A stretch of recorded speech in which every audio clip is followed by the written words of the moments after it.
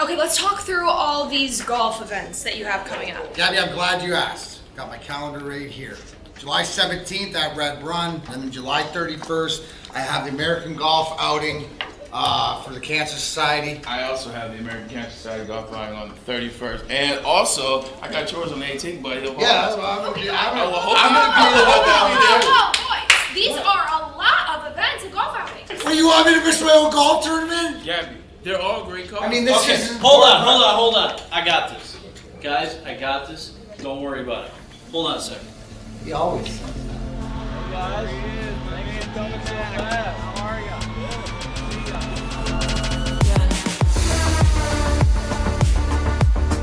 Remember the guys from Randy Wise, right? Sir.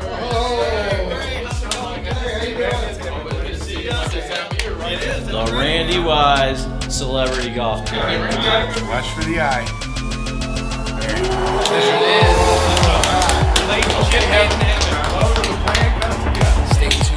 It's the Randy Wise Celebrity Golf Tour. Some of the biggest names in Michigan sports. And some, well, not so much. Brought to you in part by Premier Security Solutions, Fairway Packing Company, and Swiss Insurance. Watch episodes at woodwardsports.com. Ermanni and Edwards with Maz, and Maz, you know what? By that commercial, I estimate that it is golf season. Tom Mazawey, how you doing over there, buddy? I'm good, man. You know how I feel about golf season. You could care less. You could care less. Maz, you know what? It's no longer the Ermanni and Edwards with Maz show today. You know what time it is. It's the old man and the kid. That's it, man, because Ryan's out doing a charity event. Yeah. On Parkinson's, I do believe. He's on the 7 Seas right now doing something for Parkinson's, which is a nice thing. Hope he's getting his pirate on, man. Stealing some ships, man. You know what I'm saying? Arr, me mateys. On this beautiful Wednesday, we do have JB in the audio booth. My man Parker in the TD booth. Parker, JB, how you guys doing? I'm doing well, man. Glad to be here. Glad to be a part of the show. A little new style. I haven't been on the show when Ryan's not on the show, so it's a new change of pace. There you go. Keep me off the video as much as possible. I will try. Thanks. A lot of solo shots on myself. JB, speaking of solo, what's the deal, my brother? Oh, you know what it is, man. It's the third show of the day for me. I'm basically living in the studio right now. You are on autopilot right now, so we will take care of you. We will bring you energy. But before we bring the good energy, a bit of bad news today. One of wrestling's greats, WWE legend, icon, Hall of Famer, or should be in the Hall of Fame, the Iron Sheik, better known as Hussein Khosrow Ali Vaziri, has died today at the age of, this is one of my guys at the age of 81. The Iron Sheik is very important to the WWF and very important events. Obviously, this is the match in 1984 where Hulk Hogan would win the match, take the belt from the Iron Sheik, and eventually hold the WWF belt for the better part of the 80s. But Iron Sheik is much a part of that culture, JB. I'll bring you in quickly on the wrestling because Bob Backlund, who had the belt back in the 80s, the early 80s, Bob Backlund was a title holder, did not believe in what Vince McMahon was doing, much like you, man. He didn't believe in the entertainment. He didn't believe in, all this craziness and fake wrestling. So he refused to lose the strap to Hulk Hogan. So they had to lose the strap to Iron Sheik, and then Hogan defeated Iron Sheik in 84, and then the WrestleMania started in 85. What do you think about Iron Sheik, JB? Man, it's a sad day. Yeah. As you said, it's a part of your childhood, and then I didn't really get to witness it live, so I got to see videos of it that we used to rent from the video store, as old school of a saying as that is, too. But, yeah, I got to watch them back then. But, man, it's a sad day. But for as long as of a run as he had, like, he was still kind of popular on social media as well, too. He was very active on Twitter, just saying whatever he felt, and hey, people loved it, but it's a sad day that he's gone. You set me up for another point to set you up, Tom Mazawey. You talked about eras. You talked about what he meant to us in the 80s and 90s. But a lot of people, just like you said, JB, they fell in love with the Iron Sheik through social media, through Twitter. He was a hell of a follower for these past 6 years that I followed him. He would say anything. And don't you, some of his stuff, a lot of people stole a lot of his stuff. You look at the Iron Sheik, you think Jabroni. Jabroni came from the Iron Sheik. That wasn't The Rock. That was the Iron Sheik. Well, Jabroni is an old Italian slogan back in the day. So that's where The Rock and the Sheik got it from. But when I took my nephews to see WWE back in Jersey at the Meadowlands Arena. Yeah. That's when Hulk was there and Iron Sheik. The show. And the big guys. I mean, the Andre dolls. the Remember the Giant. dolls that were out? Oh, yeah, man, for sure. We You had the big rubber dolls that were like 8 inches tall. Those were phenomenal. And that was, I think those were the glory days of wrestling, if you ask me. Yeah, I know you guys have taken it from there. But I watched then too, though. Yeah, but I kind of like faded off for me.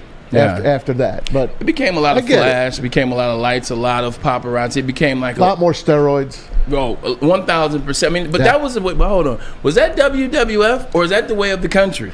Because that was everything. You had Arnold Schwarzenegger in the '80s. You had Sly in the '80s. We know they were both. Was Arnold juicing? What?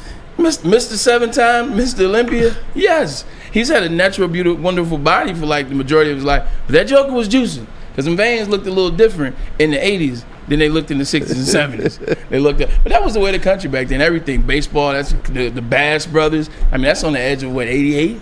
Yeah. 87, 88? It's just the country at how the time. about Mr. Universe, Amon-Ra St. Brown's dad? Oh, man, he's natural.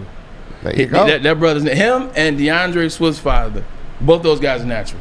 Yes, they are. Those guys ain't juicy. And Stan. You're not about to get me in trouble on air. I'm not about to get beat up by either one of those How about fathers. Stan? Stan's natural. That's natural. In fact, he was one of the, because at that time in the league in the NFL, that's when the fullback really mattered back then. Like when my dad was playing fullback in the 70s, 80s, they really were blocking for the running back because the running back was the feature of any NFL team. Not even the quarterback. He did block for Earl. But all the fullbacks were doing what? They were juicing. Because everybody on the opposite was juicing. My dad wouldn't juice, so he didn't last long as a fullback. I'll be damned.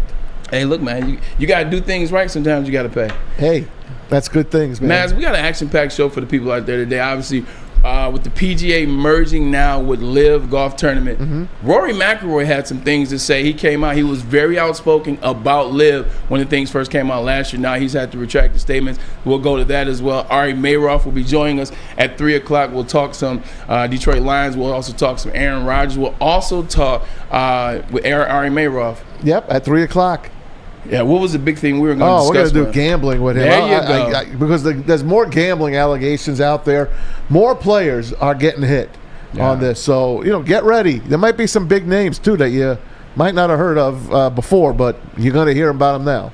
Yeah, 100%. And then also last, you know what time it is. It's the playoffs. It is Game 3 tonight. The Denver Nuggets will take on the Miami Heat in Miami. Can the Denver Nuggets regain control of the series, or the Miami Heat going to, claim control of it? Maz, right now, this is Game 2. Eric Spoelstra had a great defensive plan, put Jimmy Butler on Jamal Murray, cut off the head of the snake, and let Jokic just do what he wanted to do. And it worked for them, and it worked for every other team. Yeah. What do you think? Quick thoughts on that game. Can Miami Heat take control of this series, or is it only a matter of time before the Joker gets back, get the cracking jokes? I said it on Monday. As much as happy I was that the Heat won that game to even it up, and they've got home court now. But I also said home court don't mean diddly this year. Have you noticed? This is true. The visiting team is winning more than the home team. So I do believe Mike Malone will get his team motivated, because he did call them basically. He said they basically dogged it the other night. Yeah. Now on the other side, you got Eric Spoelstra, and they asked him, "Oh, Eric, that was a great plan by you to just let Jokic do what he does." And he's like laughing. He's like, "That's a silly even thing for you to say. You think we actually planned on that? It's just he's going to get his points. He's going to get his assists. He's going to get his triple-double." Yeah. When he gets his triple-double is when Denver is better. But the secondary players didn't really step up in Game 2. They'll step up in Game 3 tonight. I believe Denver wins tonight. We'll have more on that in the next segment, maybe the third segment. But now let's get back to the Rory stuff. I want to hit this now. I want to get the golf stuff out the way, man. Let's get it out the way. Let's get Rory off the board, and then we don't have to talk about golf the rest of the show. Sounds good? I don't mind. You hate golf. I do, but this is pretty cool. It's pretty cool. And I like Rory backing up his word. He's like, they're like, "Hey, Liv is here. What do you think?" He's like, "You know what I think. I hate it." I'm going to set it up. A lot of fans are upset. The war of words between the PGA Tour and Liv got very heated, and fans got very involved. What do you say to fans who are disappointed in this deal? But it's not Liv. I think that's the thing. I still hate Liv. Like, I hate Liv. Like, I hope it goes away, and I would fully expect that it does. I think that's where the distinction here is. This is the PGA Tour, the DP World Tour, and the PIF. Very different from LIV. All I've tried to do is protect what the PGA Tour is and what the PGA Tour stands for, and I think it will continue to do that. So, look, going forward, I hope that there's, there may be a team element, and you're going to see maybe me, maybe whoever else play in some sort of team golf, but I don't think it'll look anything like LIV has looked, and I think that's a good thing. He hits it. He hits it. A hit. Hate. A hit LIV.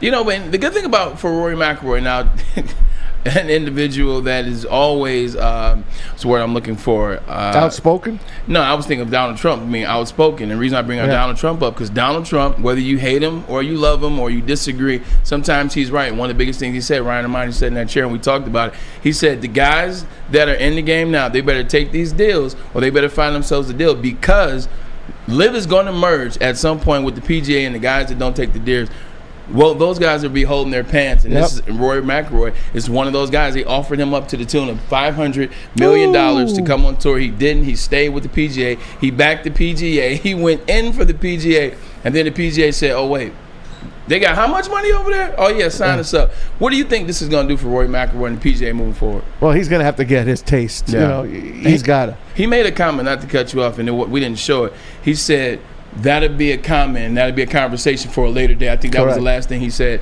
in that presser. No doubt. I don't know how this PGA is going to look going forward. I don't know how these guys are going to look at the guys that jump to LIV. How to LIV guys who already got the money, like Phil. Yesterday he tweeted out, "Hey, this is a good day. Life is good. Life is good." I mean, he got the jump on these guys, and I'm happy for Lefty. I'm happy for these guys that took the money, because I believe he should have taken the money. That's generational wealth. That's a once-in-a-lifetime deal. These guys are giving you money. And I understand the politics and all of that kind of stuff. But we do so many other things, like you guys always bring up. We're carrying iPhones. We're wearing Nikes. We're wearing this and that. And, third world countries are making these things for us. Yeah. So, nobody's above anybody else. Just live the good life. Be good to people. And it shouldn't matter what anyone makes. That's not your business, really. Yeah, that fake morale. We talked about it yesterday. No need to jump and talk about that again. And the woe is me, and I'm more morale than you, and I take the higher ground at all times. Like, the hell with that. At the end of the day, it was about money, and those guys are going over. Rory McIlroy, man, he got left holding the bag. Yep. He got left holding the bag, and here LIV is. Look, it's always going to be about the money. You got the best thing about it, though, and we talked about it yesterday, is just not judging people. Like, that's what you should be concerned with when you get in these spaces. Just don't judge people. Like, hey, you know what? Whatever guys want to do, Dustin Johnson wants to take some money and go here. Hey, it's best for his family. You ever walked in his shoes? I'm just going to stay here with PG. It's best for me and my family. Like, that's how they should have handled that. That's it. But you know what, fellas? We're going to put a pin in golf tomorrow. I promise you, no golf the rest of the show. First, unless something breaks. You said unless something breaks. Well, you know what? It won't break if you use Guardian Alarm. Tell them about Guardian Alarm over there. You got it, JB. I will. It's customized solutions. Hey, turn your mic up a little. Oh, can you guys hear me? Turn me up. Turn that mic up. You guys hear me? Better. I can hear you now. All right. Because your mic is very low. Do you agree? Is the mic low? Say something, JB. What's going on? He just got a smooth voice, man. All right, turn it up, my friend. You used my loud, raspy voice. Guardian. Right. It's customized solutions from real experts. Their professional technicians take the time to recommend security and automation solutions specific to your needs. With 24/7 professional monitoring, you can call anytime, day or night, and know that a Guardian team member will stay on the phone with you as long as needed. Your safety and security deserves technology that's been proven to work by people who are proven to care. Call this number right here at 1-800-STAY-OUT. One more time, it's 1-800-STAY-OUT. And let them know Woodward Sports sent you. Can't get enough Woodward Sports content? Head over to woodwardsports.com right now for up-to-date sports articles and great entertainment news. We have the best writers, bloggers, and coverage all at your fingertips. Head to woodwardsports.com right now to experience all Woodward Sports has to offer. Introducing the Planet Fitness Guide to getting that post-workout glow. Step 1. What's your why? More epic energy? Better sleep? Blow off steam? Step 2. Join Planet Fitness for just $10 a month and get moving in our clean and spacious clubs. Step 3. Bask in that post-workout glow. Join Planet Fitness today for just $10 a month. Join today at any of the 50-plus Detroit area locations. We don't like to brag that we are the toughest sports network in Detroit, but we do have a guy named Darren McCarty on our side. Woodward Sports. Welcome back to second segment. Edwards and Maz today. Ermanni out doing some things, doing some good stuff on Lake St. Clair for Parkinson's. One thing about Ryan Ermanni, he's always doing things to give back. So we send our best to him as he out today. JB in the audio booth, Parker to my right in the TD booth. JB, you've been working all day? Every show? Day. Every show. What'd you do this morning? So I did audio for the morning show, and then I TD for Big D Energy because Spencer was out for the day. I'll be damned. Nobody can do audio this morning? It was a short crew. Where's Fish? We need Fish. Get Fish back here Where's Fish when you need him to sub in? That's right, Art. Let's bring Art Smith back. No, ain't gonna get nobody in trouble over here. All right. That'll never happen. We'll stick with Fish then. Maz, you know what? Speaking of fish, something smells fishy with the Denver Nuggets and the Miami Heat. You look at what the Denver Nuggets were able to do so far in this playoffs, pretty much dominate everybody. I mean, it took Devin Booker to be freaking insane for them to get 2 games. Talking about the Phoenix Suns. And now they're tied 1-1, the Miami Heat, and everybody says 4 undrafted guys, including me, by the way, 4 undrafted guys. Jimmy Butler's magic has run out, but here we are sitting 1-1 in Miami for Game 3. Maz, if you're the Denver Nuggets, Mike Malone, are you nervous? No. They were the best team in the West all year. You guys have been on them way before me, and to watch them go 1-10 off the bench, I mean, they are so solid. Can't even compare them to the 04 Pistons. I know the Pistons didn't have a Jokic, but they had a Ben Wallace. But no matter who they bring in off the bench, those guys seem to work. Game 2 just wasn't their game. It just wasn't their time. They kind of dogged it. Mike Malone said, I questioned the way we went into that game. And I don't think he'll get that effort tonight. I think they give max effort tonight in Miami. I don't think the road means anything to Denver. It's not like they're going to mile high above what they usually do. They're coming down to Miami. If anything, if they don't stay out late at night in South Beach, they should be fine tonight. I still want this series to go 7. In my heart of hearts, I want it to go 7. In my brain, it still tells me Denver's going to have the edge. Yeah, Miami's nightlife is defeated. Living there for 10 years in the off season in my spare time, let me tell you like this: that night scene is definitely undefeated. But you talk about the Denver Nuggets, you talk about Aaron Gordon, you talk about Casey Caldwell-Pope coming off the bench, starting.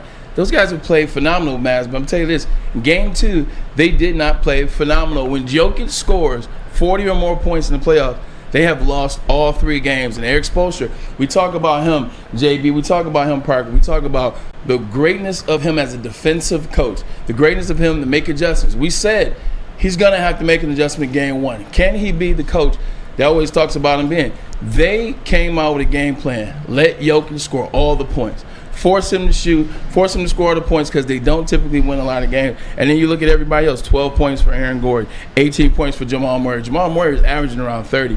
Like Jamal Murray is averaging around 30, 18 points for him, 11. The sweet spot is 25, 10, and 8 for Jokic, and he didn't have that. So if Aaron Murray got 18, tonight he's going to get 40 then, right? To average 30. As long as Jokic, it seems like, there you go, as long as Jokic isn't getting it. So it's one of those things where I think it could have been just one game. Obviously, one game you take out, you get out of rhythm. But it begs the question, the reason I keep asking that question: Bam Adebayo is not letting anything into the paint. He's deferring everything. He's defending everything. He's doing a tremendous job. Jimmy Butler's playing tremendous defense. Denver doesn't want to lose this game. Denver doesn't want to lose this game. You get a game that you lost at home, talking about the Denver Nuggets. Jimmy Butler, Max, he hasn't even got going. No. Jimmy Butler has not had a good game. I heard he's got some family things going. I heard his dad is sick, I heard. Yeah, he's probably got down his mind. And that's weighing on him. And he's playing this championship series with a little bit of a heavy heart and a heavy mind. So that's got to play into it. He had the ankle injury against the ankle injury that he did in missed game, I want to say 2 against the New York Knicks. That's the game they won, Against the New York Knicks. Right, the Knicks won that game. Oh, exactly. Yeah. Makes sense now. Yep. So, yeah, with that defense, they play well. But at the same time, I just think Denver Nuggets have to overcome. JB, what do you think? The Nuggets are in trouble tonight if they cannot figure this out. I don't know what's going on with them. Game 2 was a bit of a slip up by them. Right. You know, as Maz said, I did hear that Jimmy Butler is dealing with some issues, so maybe that's why he's not putting on a all-star performance that he has been known to do in the playoff. But hopefully he can overcome that and maybe, pull something off tonight. But I don't know. I feel like this is a spot right here where if Denver doesn't win Game 3, this could be easy for Miami to take the rest of the series. You're kidding. You know what's funny? And I feel like in this business, Maz, I feel like in this profession, we change our minds a lot. In the words of the great Ryan Ermanni, the more knowledge you have, the more you change your mind. Now, I'm not going to say I'm changing my mind about the Denver Nuggets, but I will add context. This Denver Nuggets, this is the first time in franchise history that they have been to the finals. This is the first time that Nikola Jokic has been to the NBA Finals. Jamal Murray, NBA Finals. The list goes on. Michael Porter Jr., we kept giving him all this love. Michael Porter Jr., he's doing his thing. He's coming in. He's a star. He's a starter. He's supposed to be this. What you're supposed to be and what you are two different things, because he did not play well the other night. He did not look like the guy that we were hyping up. Aaron Gordon, he looked like he couldn't find a shot. Casey Caldwell-Pope looked like a guy you understood why LeBron let him go, why the Pistons let him go. We got to understand he's still playing, man. He's still playing. They've never been in this space. Are we making too much about inexperience versus the experience of Kyle Lowry, who's won, versus the experience of Kevin Love? They were in it 2 years ago. Exactly. Versus the experience of Jimmy Butler, having been in it 2 years ago, having been Eric Spoelstra, Pat Riley. Are we not taking that Are we not taking that seriously enough? Because, I mean, if you've never been in a situation, you don't know how you're going to respond. And right now, it could be a situation maybe Denver's not responding right. That's why I picked the Heat in 7. I believe that they figured everything out so far. They're an 8 seed, and we all talked about it. They're a very good 8 seed. All right, they're more like a 5 seed. Yeah. But numbers aside, they have figured it out, and they have beaten the best teams. They've beaten the Bucks, the Knicks. They beat the Celtics. The Celtics are supposedly the best team in the East for the past few years with the Milwaukee Bucks. And they got to the finals again. This team just knows how to win. And Eric Spoelstra knows how to do things, how to change stuff. When they lost Game 1, and they got buried in Game 1. And you said it, and I agreed with you. He was going to work the hell out of those guys. Yeah. Before Game 2 happened. You even said it. He'd probably work them all day on Friday. Hell yeah. Work a little bit on Saturday. Get that air acid, going. yeah, Get that air going again. Because they came off that 7-game series with the Boston Celtics. You got to have a little bit of a letdown, although it's the NBA Finals. But Mike Malone said it about the Nuggets. Don't forget, they had a 10-day break. Yeah. But they come out and they dominate the Heat. The Heat wasn't ready for Game 1. Denver was, but they're not ready for Game 2. They had a letdown.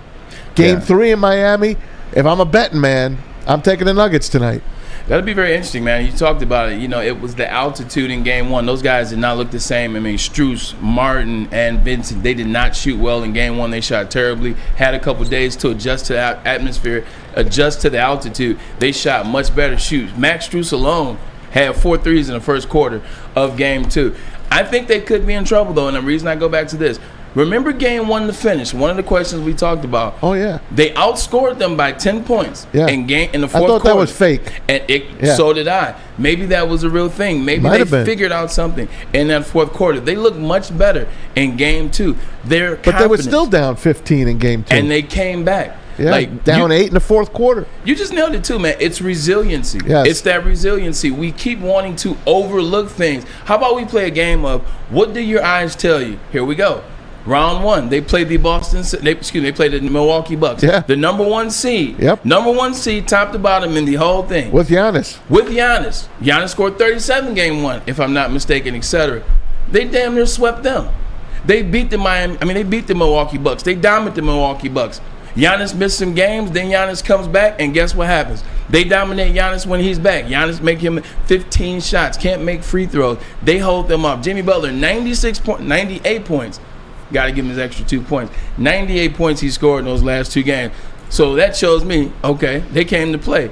The Knicks, Knicks were never a question. He messes his ankle up. If he doesn't mess his ankle up, they don't even win the game. Maybe they win one game just for the sake. And then the Boston Celtics, the number 2 seed. They got Jaylen Brown, who's the new Supermax guy. They got Jason Tatum, who's supposed to be the next guy in the NBA as it relates to being born in the USA at least.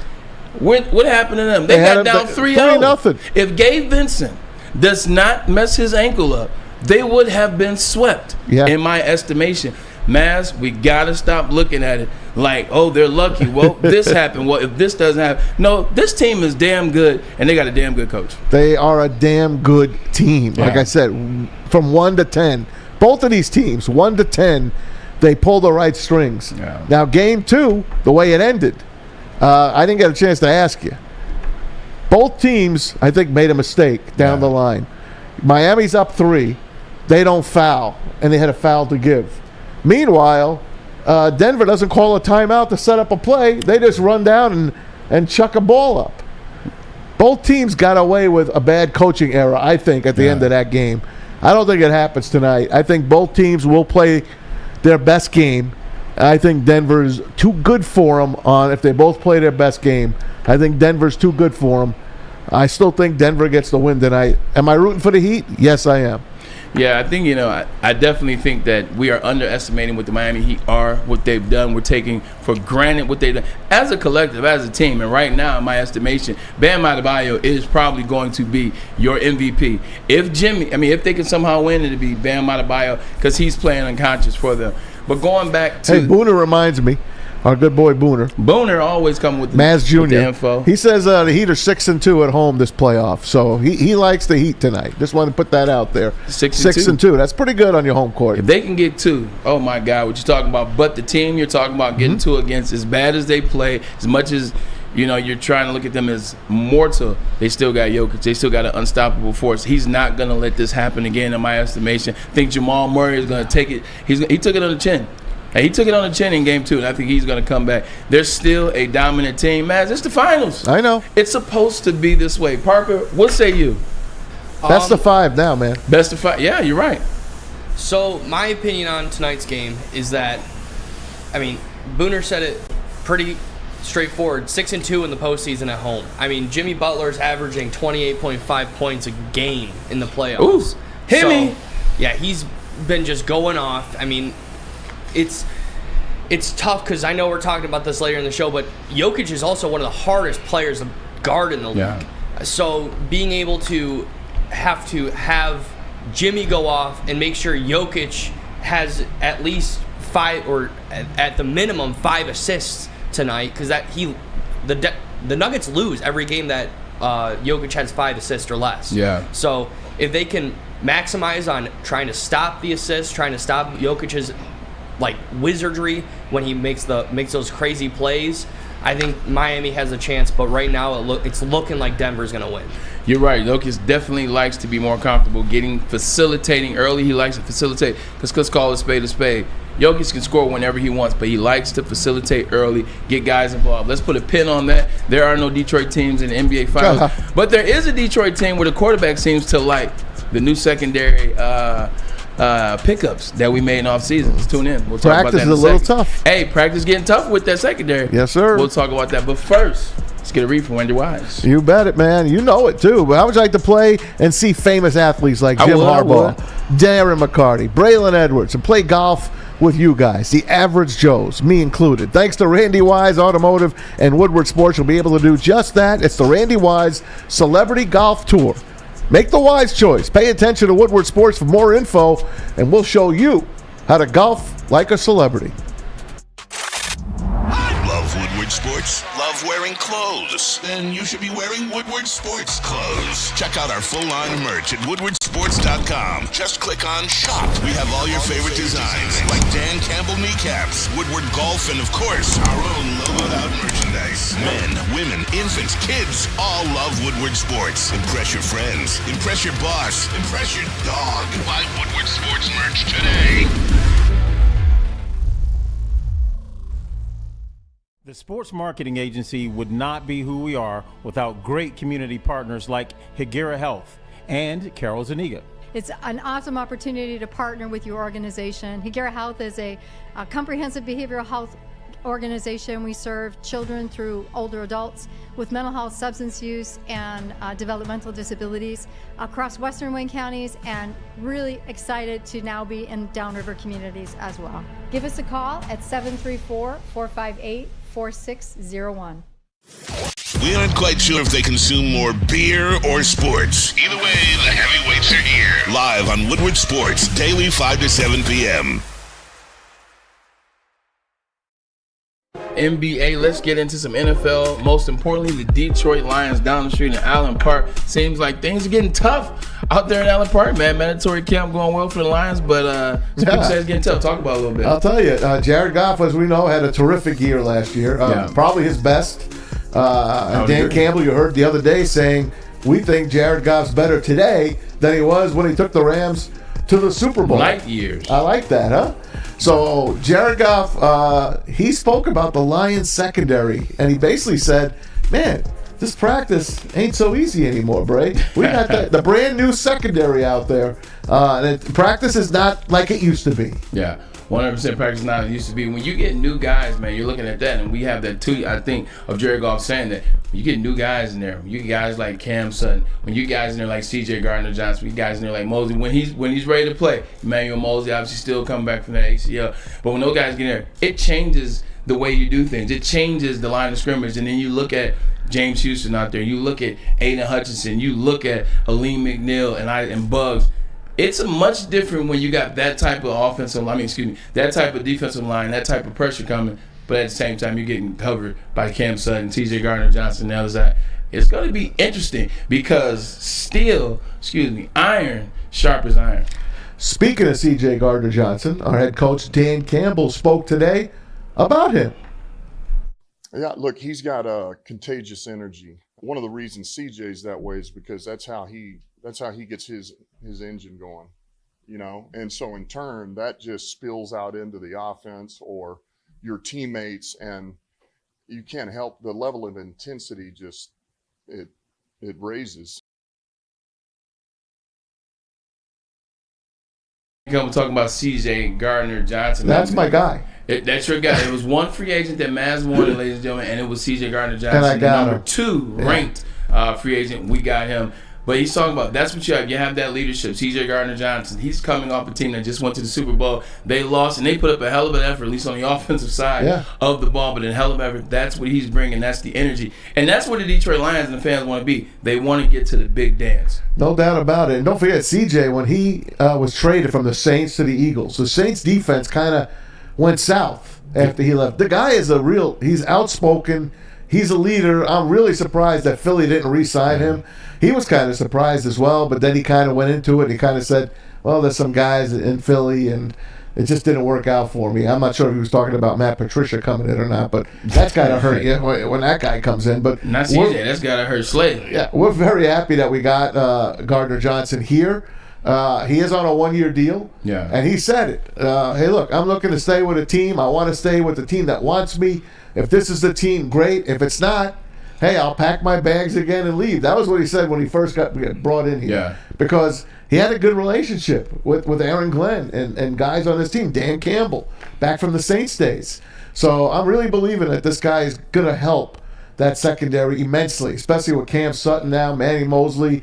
Hopefully he can get going, get healthy, get out there. Tracy Walker coming back. Yeah.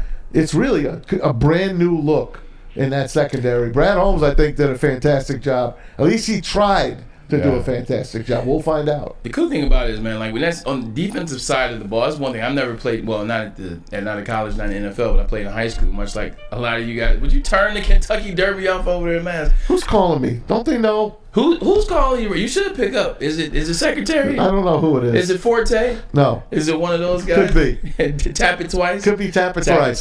Could be. Belmont coming up Saturday. There it is. The dynamite dropping right there. But when you think about C.J. Gardner-Johnson, defense is one of those sides of the ball. They talk a lot of stuff. That's how they get going. Offense is not like that. You can't talk a lot of stuff on offense. You got to more chill, let guys be in their zone. But on defense, you get guys going. You talk smack. You slap guys on the helmet. This is what we're going to do today.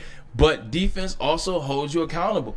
You got to be accountable. You got to be a guy. If you're going to talk that talk, You got to walk that walk, man. And there's been some great guys and secondaries that have come to teams and led them. You look at Rodney Harrison. Remember him coming from San Diego? He goes to the Patriots, and he helped it. He did. Yeah. He helped turn that Patriots team around from secondary. Ty Law with the Jets. When Ty Law got there, he was real good with the Jets. Charles Woodson coming from Oakland, going to Green Bay, winning Defensive Player of the Year. Those guys, they swung that, and they were great at it. Do you ever think you'd see Woodson in Green Bay? They just never really fit to me. He didn't in Green Bay. No, Charles wasn't Green Bay, but he was football. Yeah, that shows you. Yeah. That shows you what that team really is. I mean, you're in Green Bay, Wisconsin. You and your love for Green Bay, but it's the Packers. It's the freaking Packers. Can we just talk about your love for Green Bay? Because you really are a Green Bay fan at heart. I'm not. I just love the history of football, the history of the NFL, and I love the quarterbacks that walked through there. First, Bart Starr, then a long time they didn't have much, Lynn Dickey, and then of course Brett Favre and Aaron Rodgers. And Lambeau Field is second to none. Yeah. It's a cathedral, guys. When I go to a new church downtown in Detroit, let's just say Sweetest Heart of Mary. There are no new churches in downtown Detroit. I'm just saying. There's beautiful churches. I said no new churches. No new churches, but all old churches 1800s, down off of Mack Avenue. Yeah. I walk in there and I call that place the Lambeau Field of churches. That's how gorgeous Sweetest Heart of Mary is, and those steeples downtown. But I always refer it back to Lambeau Field. And a guy that won his last game last year at Lambeau Field is Jared Goff. And of course, we all listening. Is he going to get a new contract? Does he have to put up or shut up? Well, someone asked him, Jared, what about that extension? Have you had any more talks about an extension? I know Brad Holmes said that they had internal dialogue with your agent. So is there? Nope. Nothing? Nope. Nothing. Do you want to get that done before the season, or? I've got no idea on when or how I want to get any of that done. That's not up to me. Hey, that was Rhonda Moss with the question, by the way. She's all right. His poker hand's trash. I know. Nope. But this is a good thing, though. This is a good thing, and it's a good thing from the sense that, I mean, it's just my thought process. It's good in the sense that Jared Goff feels confident enough with the Detroit Lions. He feels confident enough in the process, what's happened from him leaving the Rams to him getting here in Detroit, to how the first two seasons were executed, to now what he's waiting for before season 3. It lets me know that he's confident. He's clearly not worrying about it on this end because he knows he'll be taken care of. You know what that means he's worried about? He's worried about getting his team these 17 games. He's worried about winning the most that they can. I love it. And then getting home to Kristen Harper, his girlfriend. That's not a bad move. Right after that. That is definitely not a bad move. Another guy that is back home is Marvin Jones Jr. And, I don't got to tell you, this guy is like full of energy, and he loves Detroit. That's all I got to say. I know Justin's in that booth right now with Parker, so I'm not sure if we're going to get this video. But Marvin Jones Jr. coming back. What do you think of that acquisition here? You lose. Who'd we wind up losing? We lost. Oh yeah, DJ Chark. We lost Chark. You went and signed Marvin Harrison. Marvin Harrison Jr. I wish we had Marvin Harrison. He's going to be a We bad got Marvin boy. Jones Jr. though. We'll actually talk about Marvin Harrison Jr. There are some odds that came out, Big Ten Heisman odds, and he may or may not be on the list. We'll talk about that. But Marvin Jones Sr. coming back. It just spells well for Detroit. Once it's an individual, you look at Marvin Jones, he's always going to be floating around somewhere at 775, 950 catches, 7 touchdowns. He's going to catch upwards of 65 passes, 70 passes. He's going to catch majority of the passes that comes his way. He's going to be accountable. He's somebody you can rely on. He's still in good shape, and he still runs good routes. So you bring him into a city that he knows that's moving in the right direction. I think it's a good pickup. Amon-Ra St. Brown, this is year 3 for him. Last year, Pro Bowl year for him, Pro Bowl alternate. At least this is the year I think he makes the Pro Bowl outright in this system. And then you got Jahmyr Gibbs, who's a guy we'll be talking about too later in the show. Heck yeah, man. And Jahmyr Gibbs, from what I understand, is getting a lot of action in camp. And it was great, a good comeback for him, because you remember the first week that they were out there, rookie camp, he hurt his ankle. He had to sit it out. So him coming back and running at full strength, to me, that is a great sign. Now, Parker, are we good? Let's play Marvin Jones. Let's play Marvin Jones. Happy to be here in Detroit. He was very happy to be here in Detroit. Impressions of Coach King. Oh, great. The thing about him is he definitely could rile up a group. Every day in the team meeting is, there's gonna be laughter and there's gonna be some motivation going. So, a great guy to follow.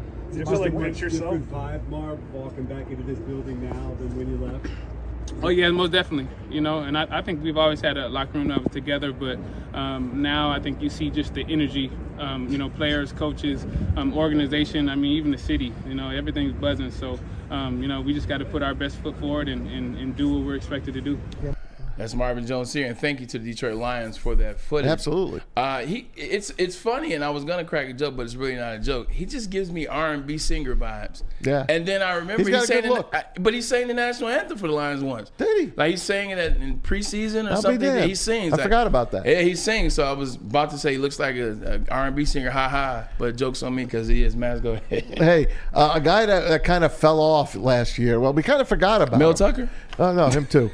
But I'm talking about Josh Paschal. Josh Paschal, him too. The former number 2 draft pick, second round draft pick from the Lions. And you hear Ryan all the time saying, man, this guy's like an extra draft pick for us this year. And he kind of feels like this is his year as well. Yeah, so last year I felt a little bit more distant. Now, I'm comfortable. I'm in here with the guys. So just to be able to had that full season, now the full off season, locker room talk and stuff like that, just being able to go in the locker room with the guys, chop it up, you can feel the chemistry. Look, the first thing I thought about when I saw him is thank God they're letting him do interviews now. Yeah. I feel like I didn't even know what he looked like. Maz, I swear to God, I was going to say the same thing. I thought he was taller. I thought he was, I had this whole different I thought image. he was white. No, I'm only kidding. Only kidding. He was white.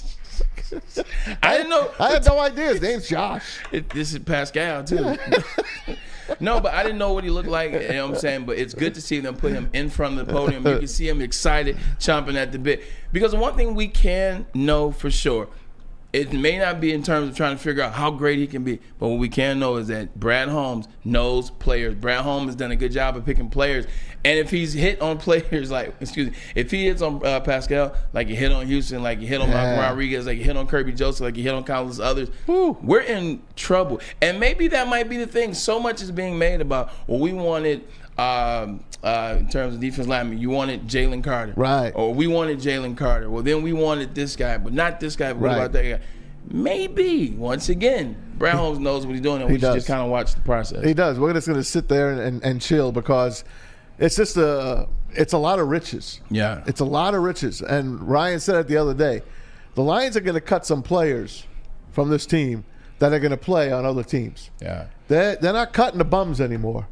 They're cutting good players, and that cut day is far away yet. It's the end of August, but it's going to be hard. That's going to be an interesting thing because the Lions fans, Lions faithful, you guys have not had to look at the sheet and really come down at right before the season starts. Got to keep him. Dang. Thank you, Sheila. We got to keep this person. Oh my God. You guys haven't had to do that because everybody you're getting rid of, you're like, who? I was upset they got rid of Tom Kennedy. Exactly, and Tom Kennedy deserves to get released after what happened. So it's going to be the first time it's tough, but that's what you want. You want to have to pick and decipher between guys, and you want that to be a difficult decision. You don't want it to be so easy. But speaking of difficult decisions, we're going to try out a new game next segment. Now, we've been waiting to play this. It's called Cap or No Cap. We'll give you a statement, and Maz, JB, myself, Parker, you will say cap or you will say no cap. Come on, y'all know. It's 2023. I know y'all know what cap means. But first, learn a new word. You know the word cap. I know. You got to teach the people out there. I just didn't really know exactly what it meant, but I kind of do now. Lie or no lie. Okay, there you go. It's a lie or it's a no lie. Cap or no cap. I love it. I got my hat ready. Got my Red Wings cap. I got this one ready. Shout out to D-Mac. That's called a cap hat. Now, you didn't even notice it. We'll come back from the break and we'll tell you. Yeah, snapback. I know it's snapback. That's not Fairway Packing, JB. Let me tell you guys about Fairway Packing because Father's Day is coming up, and if you're looking for that perfect Father's gift, Day, they don't pay attention to us. No, come on now, man. But socks and ties. Well, socks, ties, and now steaks. Because look no further than Fairway Packing Company's Steak Shop. Ribeyes, New York strips, tomahawks, the porterhouse, and they even have gift cards as well. And don't forget to join Woodward Sports Friday, June 16th, 11 a.m. to 4 p.m. as we broadcast live from Fairway's Steak Shop. Visit Fairway Packing Company today or order online. And let's not forget, you can always give them a call at 313-332-5114. It's Fairway Steak Shop. The only sports network in Detroit that starts with a W. You know, because we win. Woodward Sports, Detroit's winning sports network. How would you like to win not one, but 2 vehicles of your choice? One for you and one for your wife, your girlfriend, or your best bud. Get to Lady Jane's today for an award-winning haircut and automatically enter for your chance to win. Courtesy of Les Stanford Buick GMC of Ferndale. Lady Jane's, open 7 days a week, walk in anytime. It's wicked awesome. Woodward Avenue, the first paved road in America. Woodward Sports, the first sports network born in Detroit and made for Detroit. Welcome back. Another episode of Ermanni and Edwards with Maz. Today it's the old man and the kid. Tom Mazawey, how you doing over there, buddy? I'm hanging, man. I just don't know what to do with my hat. But you just got to put it up. Like when you get asked a question, you got to I love, by the way, that's leaping right there. So you got that's original leaping. So, Maz, I gave you that hat, and in the back, I think Parker was back there when we said it, and it was a setup, so you can see if that was a real Detroit Lion edition hat or not. That is a fake hat. I know. It's a fake hat. Look at the lion. You see how bad the paws look? See how bad it is? No, that's the old lion. That's not a real lion. Yeah, that's the original. That is a cat. That's a house cat. No. That is a meerkat. This is the lion. The lion. What lion? Simba? No, this was before they made Mean Lion. Guy. That's before Lion Gives of Age. That's this was fake. Barry's lion. That's a gas station hat. That's what that is. Cap. What? That's a gas station hat. I don't care, but I'm throwing a I don't cap. care if it's a gas station cap. That's the logo. All right, never mind, man. It went over your head. You got too serious Oh, in it. for God's sake. It's a cheap imitation hat. That's all I'm saying, man. You're supposed to pick up on that. Sorry, man. Sorry, man. Parker, this is gonna be your show, man. You lead this cap or no cap. JB, me, you, and Maz, we will respond. Parker, it's your show. All right. So for the first cap or no cap, Denver has to win Game 3 tonight. We're going to you, Braylon. That's no cap. That's no cap. They got to win Game 3. I'm going to take my hat off on that one. No cap. Denver has to win. I love it. There you go. Good job. Denver has to win Game 3. They get down 2. That's 2 in a row they lost to Miami Heat, and they've never been in the finals before. They can't get down 2-0. To you, Maz. So you're saying that Denver doesn't have to win? No, I'm saying Denver has to win. That's no cap. So no cap means no lie. No lie. So if you just say cap, that's a lie. Like Maz, if I said you're black, that's cap. Got it. Okay. I thought it was the other way around. You got it now? I got it. Okay, cool. So I'm going to agree with you. No cap. There we go. Maz in for no cap. I don't think either team has to win tonight. Matter of fact, they could finish in a tie, I think. Okay, that is cap. That is cap. JB, it's on you, brother. What was the question one more time? Denver has to win Denver Game 3. has to win Game 3 tonight. Denver definitely does have to win Game 3. I'll take this off for the first time ever. No cap on that. No cap. JB, I've never seen you without a hat on. Parker. How's this hat look now? It actually looks cool, though. We talking about the Sandlot. You could have been in the Sandlot. Parker, what's number 2? So, number 2. Oh, my bad. You're good. I'll say my point. I think it's no cap. I think honestly, I think it's cap. Honestly, I think it does not matter if Denver wins. I can't put it over my headphones, but it does not matter if Denver wins or not tonight. So I think it's cap. Okay, do you believe it's cap? I do. 3 no caps in the cap. So for the second question, Miami can win it all. No cap. That is not a lie.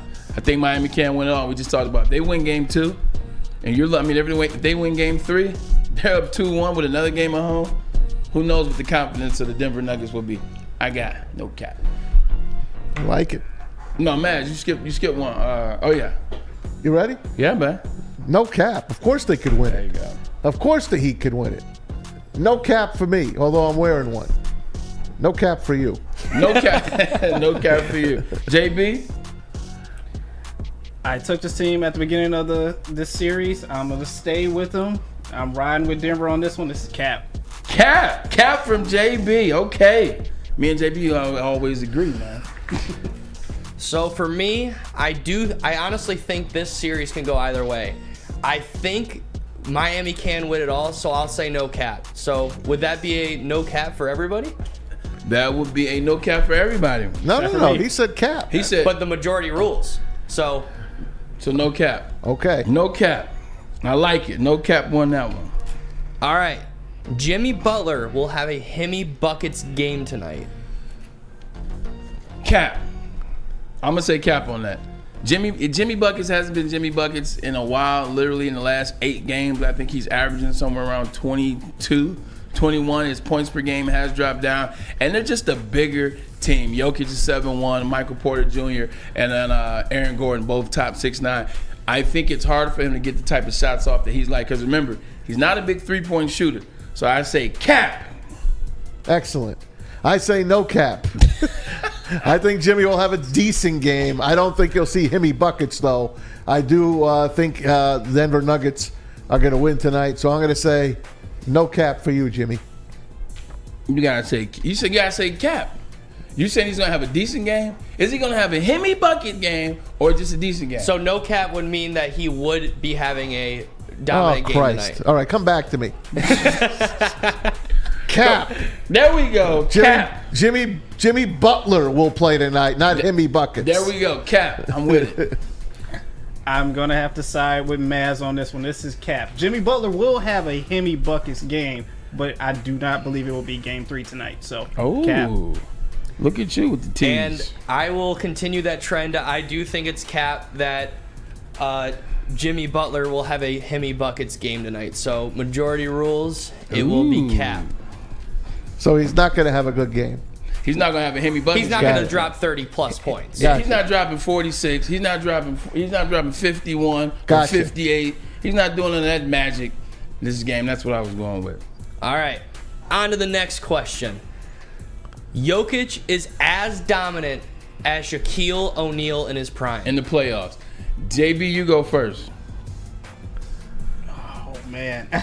Put you on the spot. This is a rough one. Cap. I'm sorry. Like I grew up in the era of Shaq and Kobe, and I'll just tell you right now, Shaq was more dominant than Joker will ever be. So, Maz. As much as I love Shaq, he had Kobe.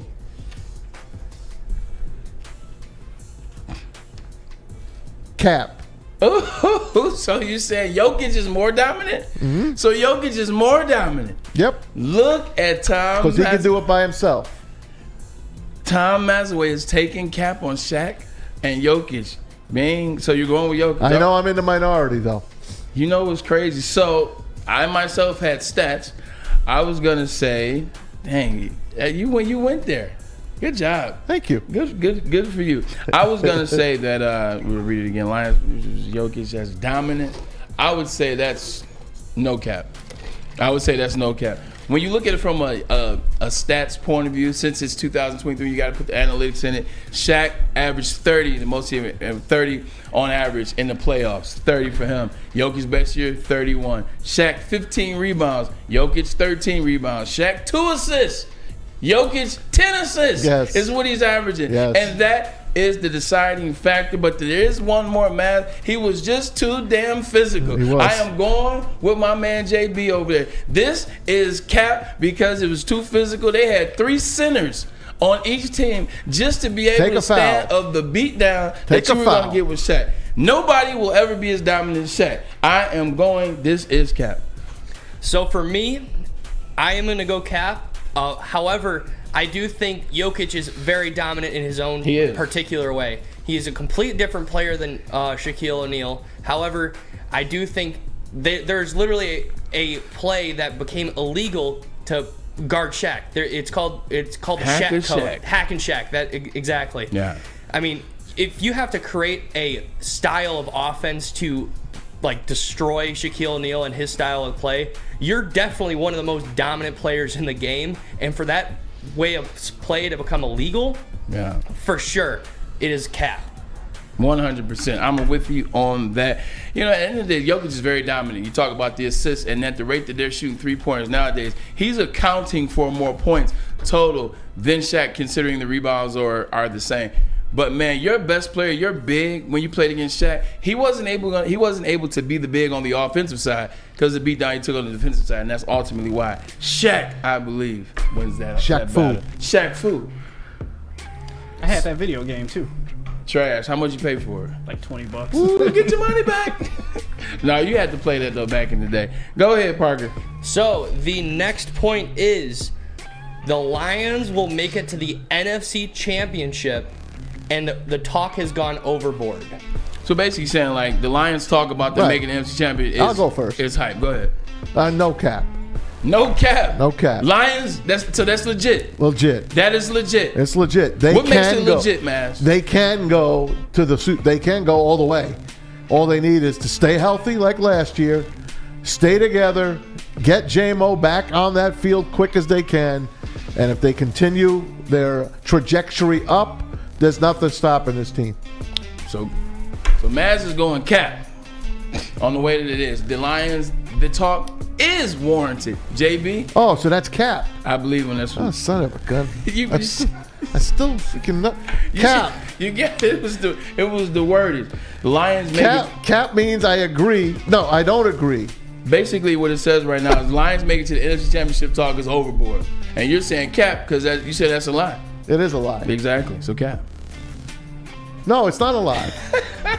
No, it is a lie. Oh my God. Exactly. JB is on you. JB is on you. What is happening? The Lions are going to go to the NFC Championship. Yes or no? Yes. There you go. We'll change this to a yes or no. JB, yes or no? Lions going to the NFC Championship. Yes or no? Yes, the Lions are going to the NFC Championship. I've been on this before the draft even started. I said this on heavyweights. I still believe it to this day. I don't care what anyone else says. The talk is not overboard. Believe. The only one stopping the Lions are the Lions. I agree. It is cap. Real talk. The Lions can do what they want to do. You saw what happened in the NFC last year, and I think the NFC is in a similar type of situation where you hit the right run and match, you nailed it. If you stay healthy. So I say it is cap because the Lions didn't have that chance. On you, Parker. All right. I think it's cap that the Lions make the NFC. I don't think they're making it this year. I do think, it's just however, talk. Yeah. It is just talk. But he's saying the talk is too much. The talk is too much. Okay. I think this I'm with team is that. too young. This team is way too young to even. I mean, I think, do they have the potential? Yeah. For sure. But do I think the talk has gone overboard? We need to see them win a playoff game before we even talk about them considering making the NFC Championship, because they haven't won a playoff game since '93. So I don't know. I would say this is cap. Who pissed in your cereal? No one. Jeez Louise. 92, by the way. You shot me down.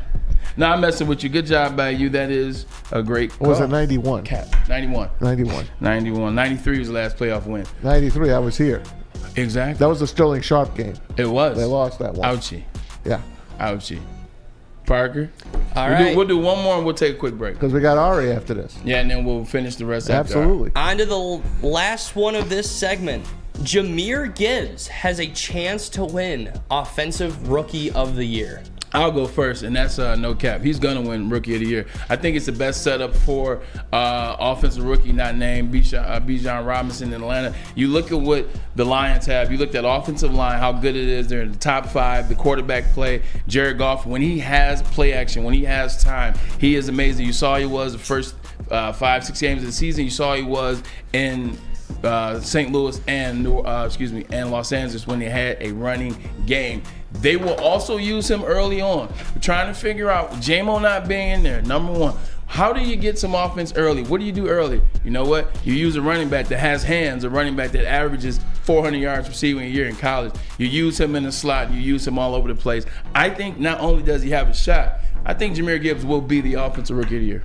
I'm going with you. I think he'll be a finalist for it. Yeah. He's definitely going to be in a runner for it. I won't bore you with any more details. Otherwise, we'll be here all damn day. True. No cap. He's going to be right there in the thick of it for Offensive Rookie of the Year. No cap. My man.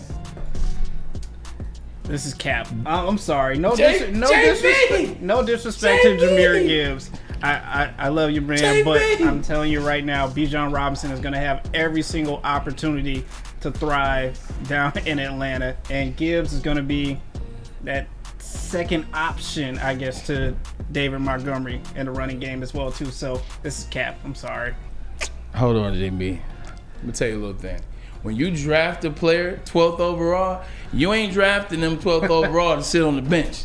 Jahmyr Gibbs is going to be your starting running back. He'll get he's going to play, and he's going to catch pass. I'm just throwing it out there, giving you some extra things to think about. Jahmyr Gibbs will be your starting running back. I ain't never seen you draft somebody number 12 overall just to put him on the bench.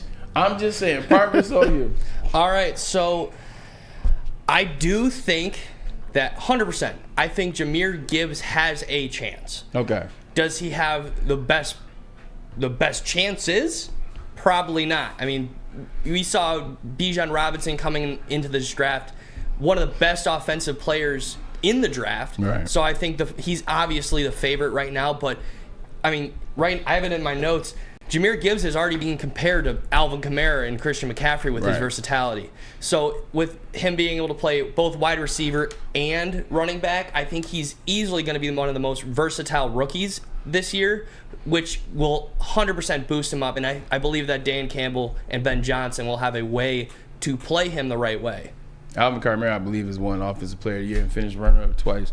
Just to say. But I'm going to just throw this out there before we go to break, because I think we may have Ari Meirov on the phone. You guys got to learn how to read the questions. It says, Jahmyr Gibbs has a chance to win Offensive Rookie Player of the Year, which means the answer is...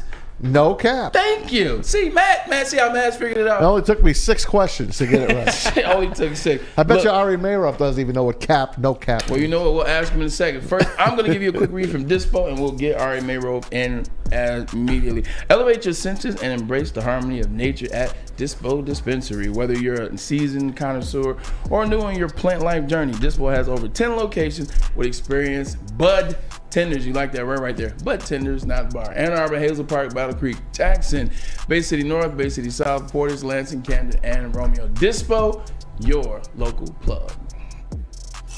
The only sports network in Detroit that starts with a W. You know, because we win. Woodward Sports, Detroit's winning sports network. Introducing the Planet Fitness Guide to getting that post-workout glow. Step 1, what's your why? More epic energy, better sleep, blow off steam? Step 2, join Planet Fitness for just $10 a month and get moving in our clean and spacious clubs. Step 3, bask in that post-workout glow. Join Planet Fitness today for just $10 a month. Join today at any of the 50-plus Detroit area locations.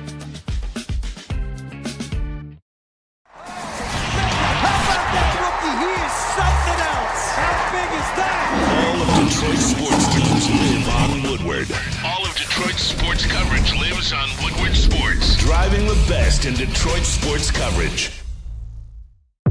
Welcome back to Ermanni and Edwards with Maz, top of the second hour, 3 o'clock hour. I'm Braylon Edwards. Tom Mazawey is with me, is joining me. We had to put a pin in cap or no cap to bring in Ari Meirov, the 33rd team, and at My Sports Updated Twitter. Ari Meirov, how you doing, buddy? Hey, Ari. What's going on, guys? Great to be back. We're not hearing Ari. We got the audio. There he is. There he is. I hear you now. Am I on? Testing. You're on. You're on, my friend. You're All on. right, you are on. Thank and you, what buddy. better way? We did not let you down. It is Maz and myself today. Here's another format you've never seen before. Maz and myself. How you doing, Ari? I'm doing well, guys. I'm doing well. It's like this time of year where it's supposed to be like quiet usually, but of course in the NFL nothing ever gets quiet, and we always have stuff going on. You're not kidding, man. Keeps on giving. Hey, man, I want to start you off in the gambling world, Ari. Obviously, everyone knows the Lions pretty much were the first team to get hit with this gambling probation this year, and you lose Jamison Williams in upwards of 6 games. And now you're hearing all this other stuff coming out. The kid Rogers from Indianapolis, Albert Breer writes that there's more players that are being uncovered. We're going to see a litany of players get hit with this gambling thing. I just got to ask you, this is from 2022. They make the new rule in 2022. Since then, obviously, they're in bed with way more sports books I mean, the Superdome is named after a sports book, and that's coming up. The Super Bowl's coming up there in 2 years. You're playing in Vegas this upcoming year. I don't know if the players really know the rules. What do you think here? Yeah, I think that is the major issue that the NFL has had, and I don't want to blame it all on them because they do have these seminars which Right. they have league officials go to the teams at training camp, at mini camp, and they present a PowerPoint explaining what happens if you do it and the consequences. And the problem really is that the NFL has gone just so all in. Not just the NFL, every sport has gone so all in with all these sports books that you literally cannot walk 10 feet without seeing it. You can't watch a game without 10 commercials about it, without it being on the court or whatever, or even a stadium being named after it. That they're also giving you all these enticing offers that, join and you get $500 for free. And it's like, oh, let me try this, right? So that's really where the issue is, and what the NFL has been trying to do, and what they are really pounding in right now. They've been using these players as examples. I mean, Calvin Ridley was used as an example. If you do it, you could be a star player, you have an $11 million salary, it all gets wiped out, and it tolls over to the next year. This Isaiah Rodgers example is going to be very interesting because the report, which is out there, is that he bet on he put hundreds of wagers, and apparently some of them were on the Colts. And, according to the NFL, this thing was not really collectively bargained. So Roger Goodell really could put any ruling he wants. And if this player in particular put games on the Colts or against the Colts, I would not be surprised if Roger uses him as an example, maybe even banishes him for life potentially, or doing something crazy like that, just to make an example out of these players, to say we cannot have this. It's the integrity of the game, and if it happens, it makes us look bad. It's obviously a big deal, and they have to make an example of some of these players who are falling into those traps. All right, here's another question. They already look bad. Like, how do we make this better? And they already look bad for them since I've been in the NFL. I know how it is when they tell the public that they do one thing, they preach one thing, and they clearly don't. They make it optional. They make it where, hey, come by the practice, the meeting rooms after practice. We got a presentation. If you don't show up to the presentation, how am I to know the information that I missed? This is the NFL at its best. Is there a way to just completely eliminate it? In my thoughts, I'm like, hey, look, just don't let them bet on football. Like, if you don't let them bet on football, like you cannot bet on the NFL because you can bet over here, but you can't bet over there. You can bet on this day, but you can't bet on that day. You can bet on this game, but now you're in the game, you can't bet. You can bet across the street from Woodward Sports, but you can't bet here at Woodward. Where the Wi-Fi doesn't connect. Right. What if they just made it? There's no betting on the NFL. That's the one thing I've heard a lot, especially from agents who are like, the rules were set by the NFL. Again, it was not bargained with the union, which is a bit stupid. I mean, the rules are out there, which is basically, as you mentioned, you could bet on the NBA, but you have to do it away from the facility. If you're doing the facility, you have to spend the 6 games. Like, who cares where you're doing it, right? So I think that's part of it where the union has to step in over here and say, the rules that we have in place, we agree. Betting on NFL games, 100% no. Betting on your team, definitely not. But betting on, UFC, NBA, or any of these other sports, it should be allowed regardless of where you are. Now, the thing I think what the NFL is thinking about is that if you are betting on other sports, and let's just say you lose $50, you go, you know what? I know who we're playing. I know the game plan. Let me now do it on my team. Eventually, maybe you start thinking about, I have an advantage here. I'll do it on my team. And eventually something happens there. Maybe that's part of the thinking as to why they don't want you to do it in the facility where you are thinking about your current team or stuff like that. That's just, I'm trying to think about why the NFL did it like that. But you do have a point. And again, this is part of it where the NFL, Roger Goodell, and his team put together these rules. And the union was not involved. And I think the union should step in and at least try to work on this together with the league to try to make it make some sense. How does the union step in, Ari, if they weren't involved the first time around? Like, how does that even work? What does that look like? Well, the way this stuff works is if you give us something, we give you something back. So if the NFL was to say, we'll talk to you about something, then eventually in future negotiations, the NFL's going to have to get something back. So as a union, you're going to have to think about this and say, is it worth it for us to give in on this and eliminate other sports from betting in the facility in exchange for something else in future negotiations when it comes to bargaining? Like, there are a bunch of different things. For example, the franchise tag. The PA, probably wants to eliminate it, but at the same time, they're thinking about the fact really about 5 to 10 players every year that's affecting. So is it worth us eliminating that and eventually after giving something back to the NFL. So that's really the map that is thought of when it comes to these type of stuff between the league and the union. All right, this is really easy. We all walk around with these devices. We all do. It's part of our hands, for crying out loud. The NFL could do two things. They can block out all gambling sites. I mean, they have an internet. They have people that are running their computers. You can put a block on it that you can't get on it. Or what Braylon said, and I think it makes the most sense.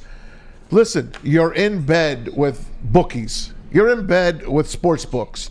Let the players bet. Let them do whatever the hell they want as long as they stay away from the National Football League. That's the simplest rule.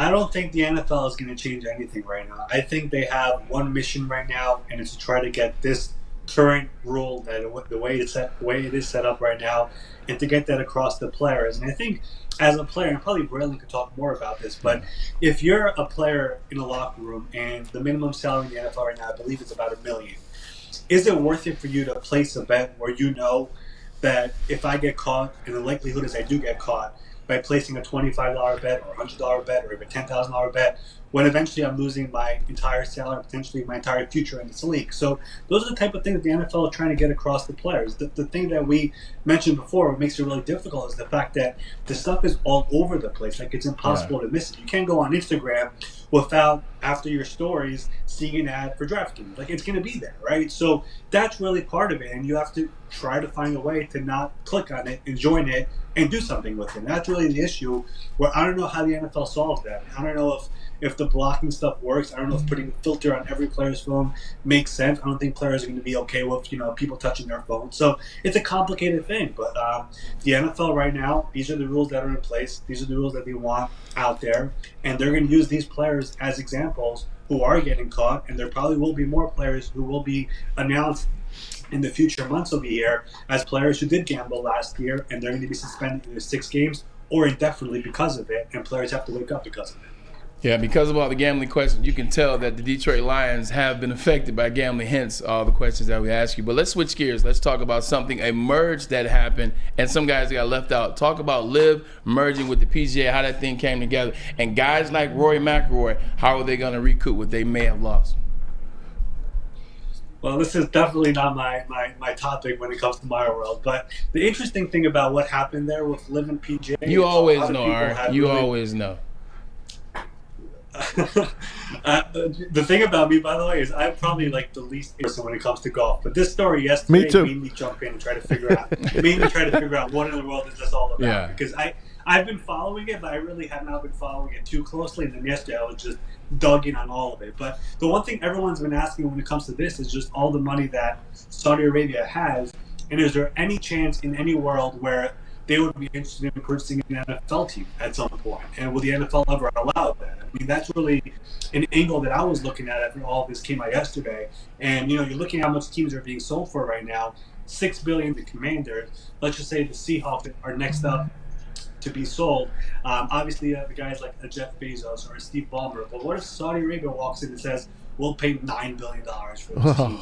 Does the NFL say no? So, that part of all of this is interesting because they're getting involved with our sports, and it's basically been impossible for people to say no to the money they're offering. So, I think that element of all of this is what's next for them. Which other sport are they going to try to jump in here and get involved with? And, there have been people around the league who have wondered about that when it comes to football, at the very least. All right, I want to ask you about a tweet you put out about an hour ago, and it was on D-Hop, and he's going to be visiting. DeAndre Hopkins is going to be visiting the Titans next week. Did he watch any video of Ryan Tannehill before he made this appointment? That's my first question. And second of all, do you think he's going to sign there? Who's got the lead here for D-Hop? Yeah, so D-Hop just hired an agent. He was, he's been an interesting little process throughout this offseason. He had an agent Then he moved on from that agent, and then he used St. Omni, who is well known with Laramie Tunsil and some other players who is not certified. Now he hires another agent because he's a free agent, and he's going to the Titans first. I mean, it sounds like there are multiple teams who have definitely checked in, and this is for now just a visit to check it out. It's probably worth mentioning that their head coach, Mike Vrabel, was with him in Houston when they were together there, when he was a defensive coordinator. So there is forgot about that. There in the Titans are probably, from all the teams in the NFL, when it comes to receiving corps, probably have the weakest one. They forced to trade A.J. Brown last year. Treylon Burks was their first-round pick, and after that, it's like, who do we have on this team? So they could definitely use him, but when you look at what Hop said on IMF, and the three things that he's looking for, he mentioned a good quarterback, some stability with the head coach and GM, and a good defense. And then for me, when I was watching that, I'm like, what about the money? Because we all know in this business and this game, about the money eventually talks. Exactly, Braylon. So if the Titans come up and say, we'll give you, 1 year, $10 million with incentives for more, and the other offers out there are like 1 year, $5 million, up to $7 or whatever, how does he decide over there? You know what I mean? So for now, I think it's just a visit for him. There have been other teams that have had interest. Buffalo and Kansas City definitely checked in while he was available for trade, but both those teams have invested some of their money recently in other positions. Kansas City, Donovan Smith, Buffalo, and Leonard Floyd. So when it comes to the cap space element and how you make it fit, it's a little bit difficult for them. But there is a way of making it work. But for now, he's just visiting the first team for now. It's likely going to happen on Sunday or Monday, and we'll see how that visit goes and if he wants to take more visits after that. Yeah, I definitely think you're right about that. It's going to be about the money for D-Hop at this point in his career, and especially it doesn't help when you see guys like Odell Beckham signing a deal coming off 2 ACLs where you're looking at, I know that I can do more than Odell can at this point. Let's bring it to the Lions. You know where we are. You know it's hometown. You know it's Detroit. Speaking of quarterbacks, speaking of money, Jared Goff talking about extensions. He said, hey, we're no talks during the season. But yesterday, Dan Campbell, he talked about Jared Goff being light years ahead of where he was when he first got here. Just talk about what Jared Goff has meant to his Lions and the future for them to merge fully. Yeah, we've spoken about this in the past. What Jared Goff has done really ever since he came in that trade. When that trade happened, people kind of considered Jared Goff to be a throw-in in the trade. And because the Lions took on his contract, they were able to get an extra first-round pick. And Brad Holmes, to his credit, he was there with the Rams when they drafted the #1 overall. And he's like, this guy has talent. This guy has played well in the past. A lot of people give credit to Sean McVay. He definitely deserves some of that credit. But we've seen him play well. We've seen him take a team to the Super Bowl. And he's still young. He's still in his 20s. So why not bring him in here as we try to put our footprint here on this team when he was hired? And last year, of course, was that big resurgent year for Jared Goff. And the Lions are clearly all in with him as their quarterback. They've been impressed so far. And the thing about this is the fact that the Lions are in the NFC. You look at all the quarterbacks who are in that conference, like Jared Goff is a top 5 quarterback in the conference. You wouldn't be able to say that of the AFC. And if Brad Holmes and Dan Campbell were in the AFC with Jared Goff, I wouldn't be shocked they would at least be looking around to see if we should be looking to get an upgrade somewhere, because it would be much more difficult to beat the Burrows and the Allens and the Mahomes and Lamars and all that. So the fact you're in the NFC, you have a really good roster, you could win with Jared Goff. And I think they've realized that, and having Ben Johnson back is a big part of it as well. Those two really gelled last year, and they're running back again this year. And I'm really curious to see what they do with that extension and if it gets done, because when this offseason started, a lot of people were asking, what is the middle ground when it comes to quarterback contracts? We all know everyone tries to beat each other, but then we had the Daniel Jones and the Derek Carr and the Geno Smith, and they kind of set it for us. So the Lions have a good example of what his contract should be. It's probably in that range, somewhere in between what Derek Carr and Daniel Jones got.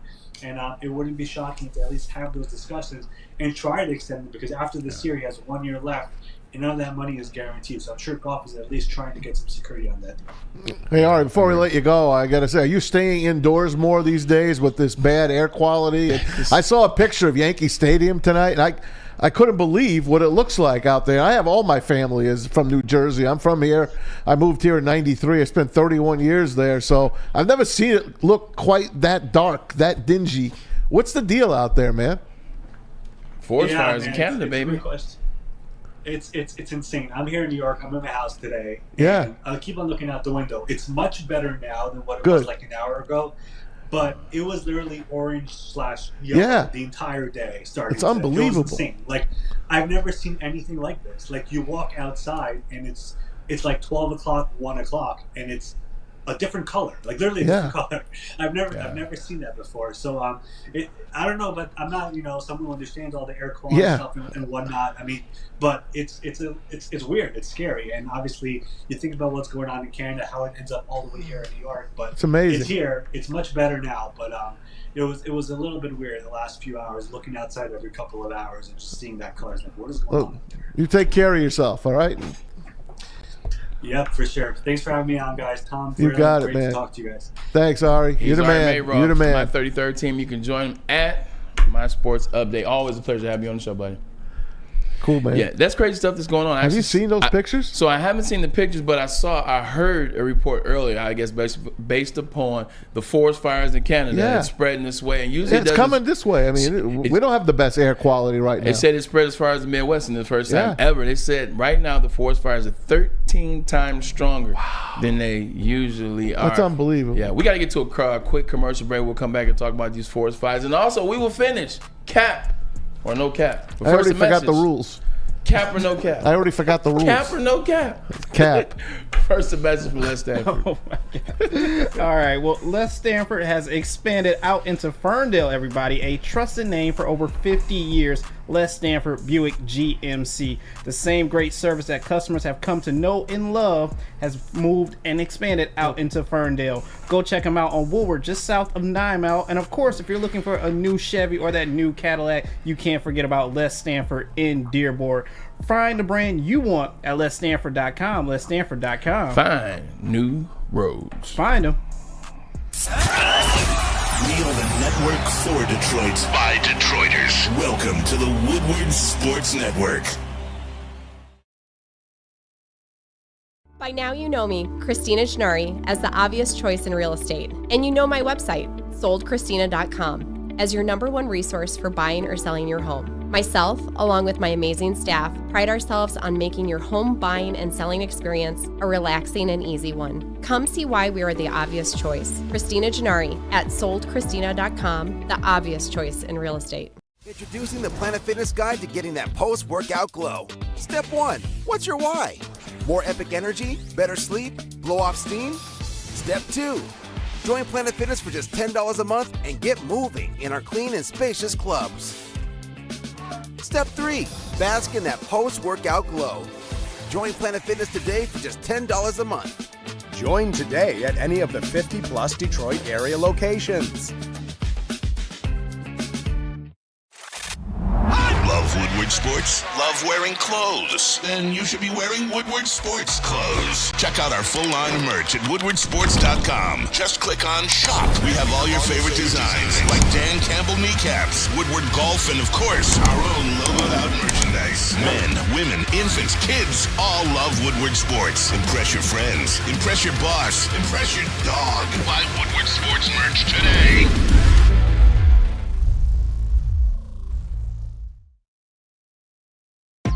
Just figuring out the rules of cap to no cap. Still got to get my guy on par. It took a turn for the worse. Great having Ari Meirov on the show. He always has great insight. And that thing about the smog, man, coming from. We'll get that picture. We got it. Oh, we got the picture. Parker's on it, man. This is Yankee. Matter of fact, man, that's today.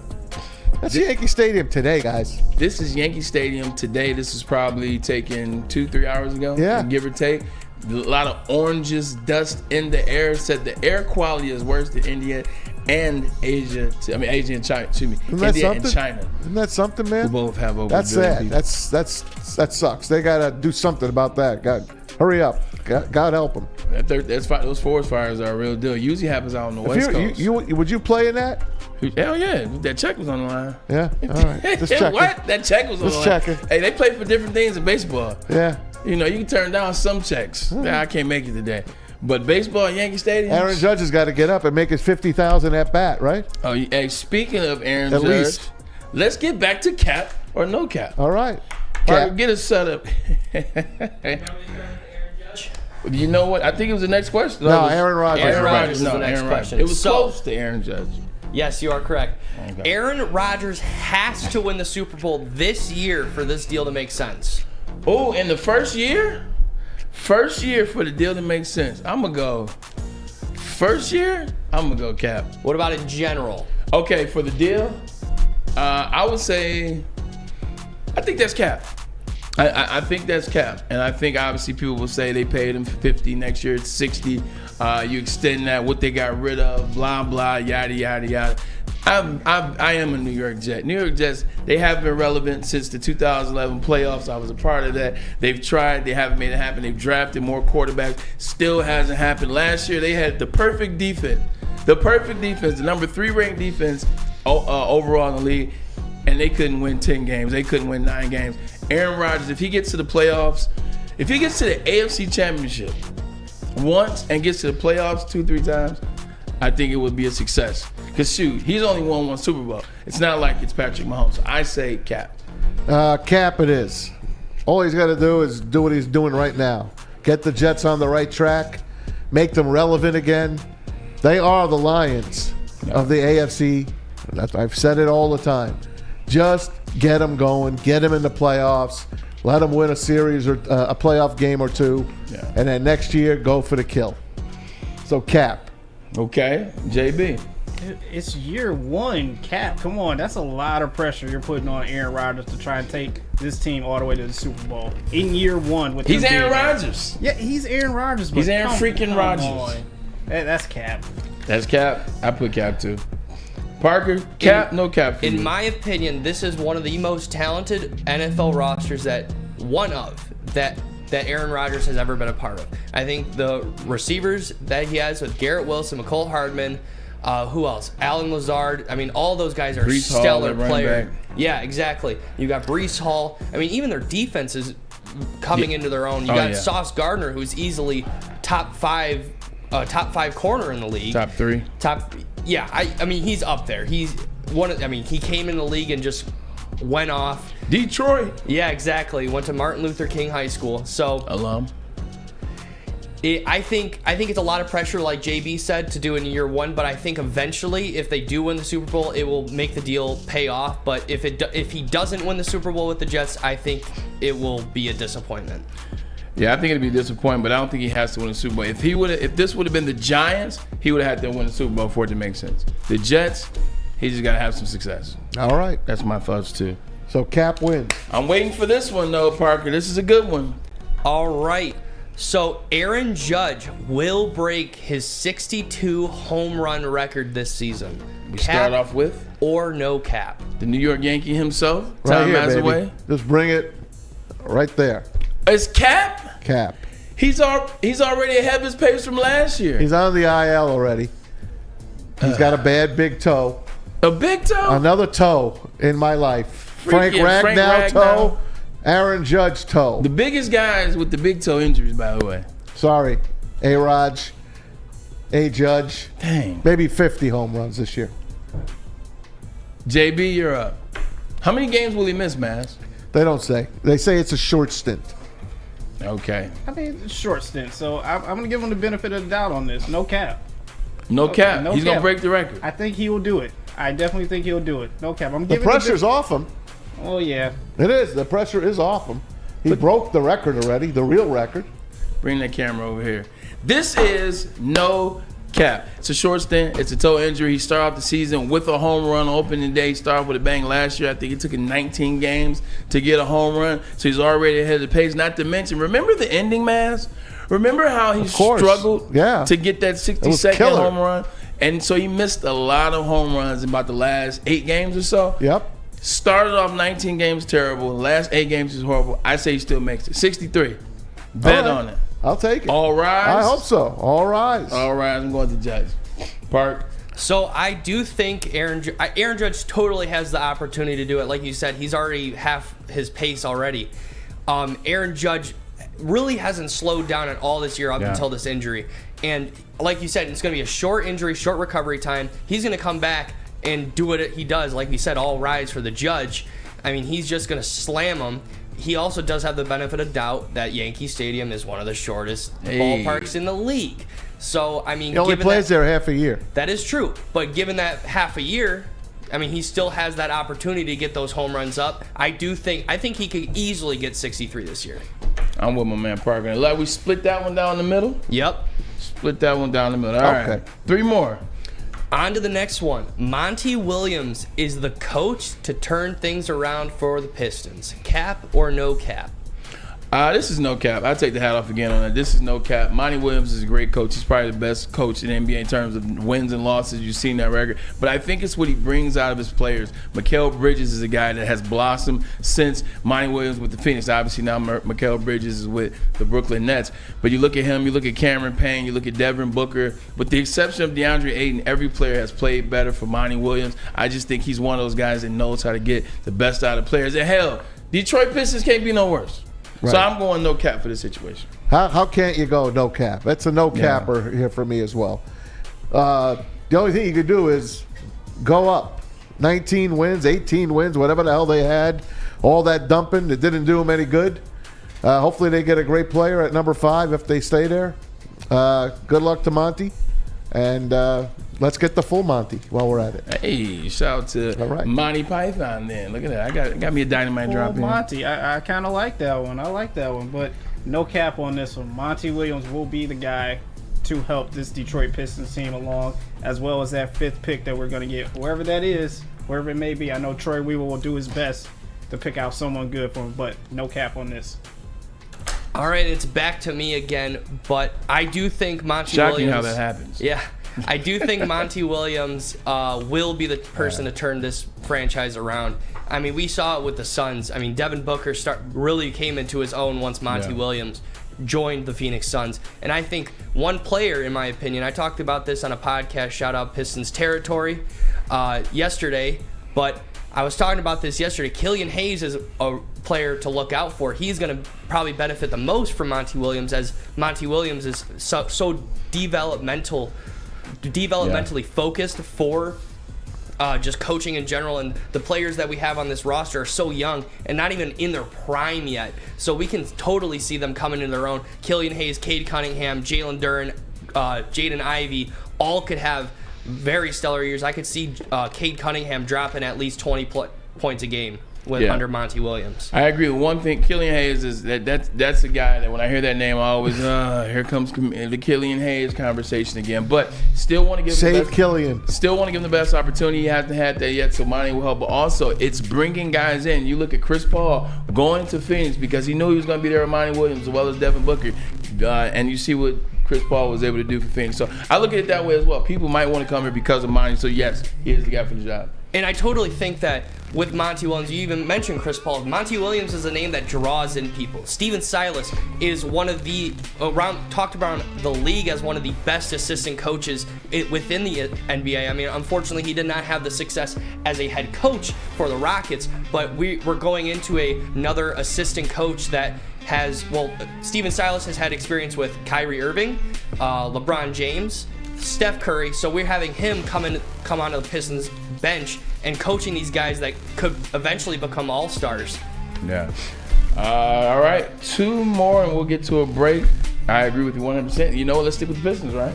We are sticking with Pistons, and cap or no cap, the Pistons will stand firm at number 5 and draft the player they think will be the over-the-top piece.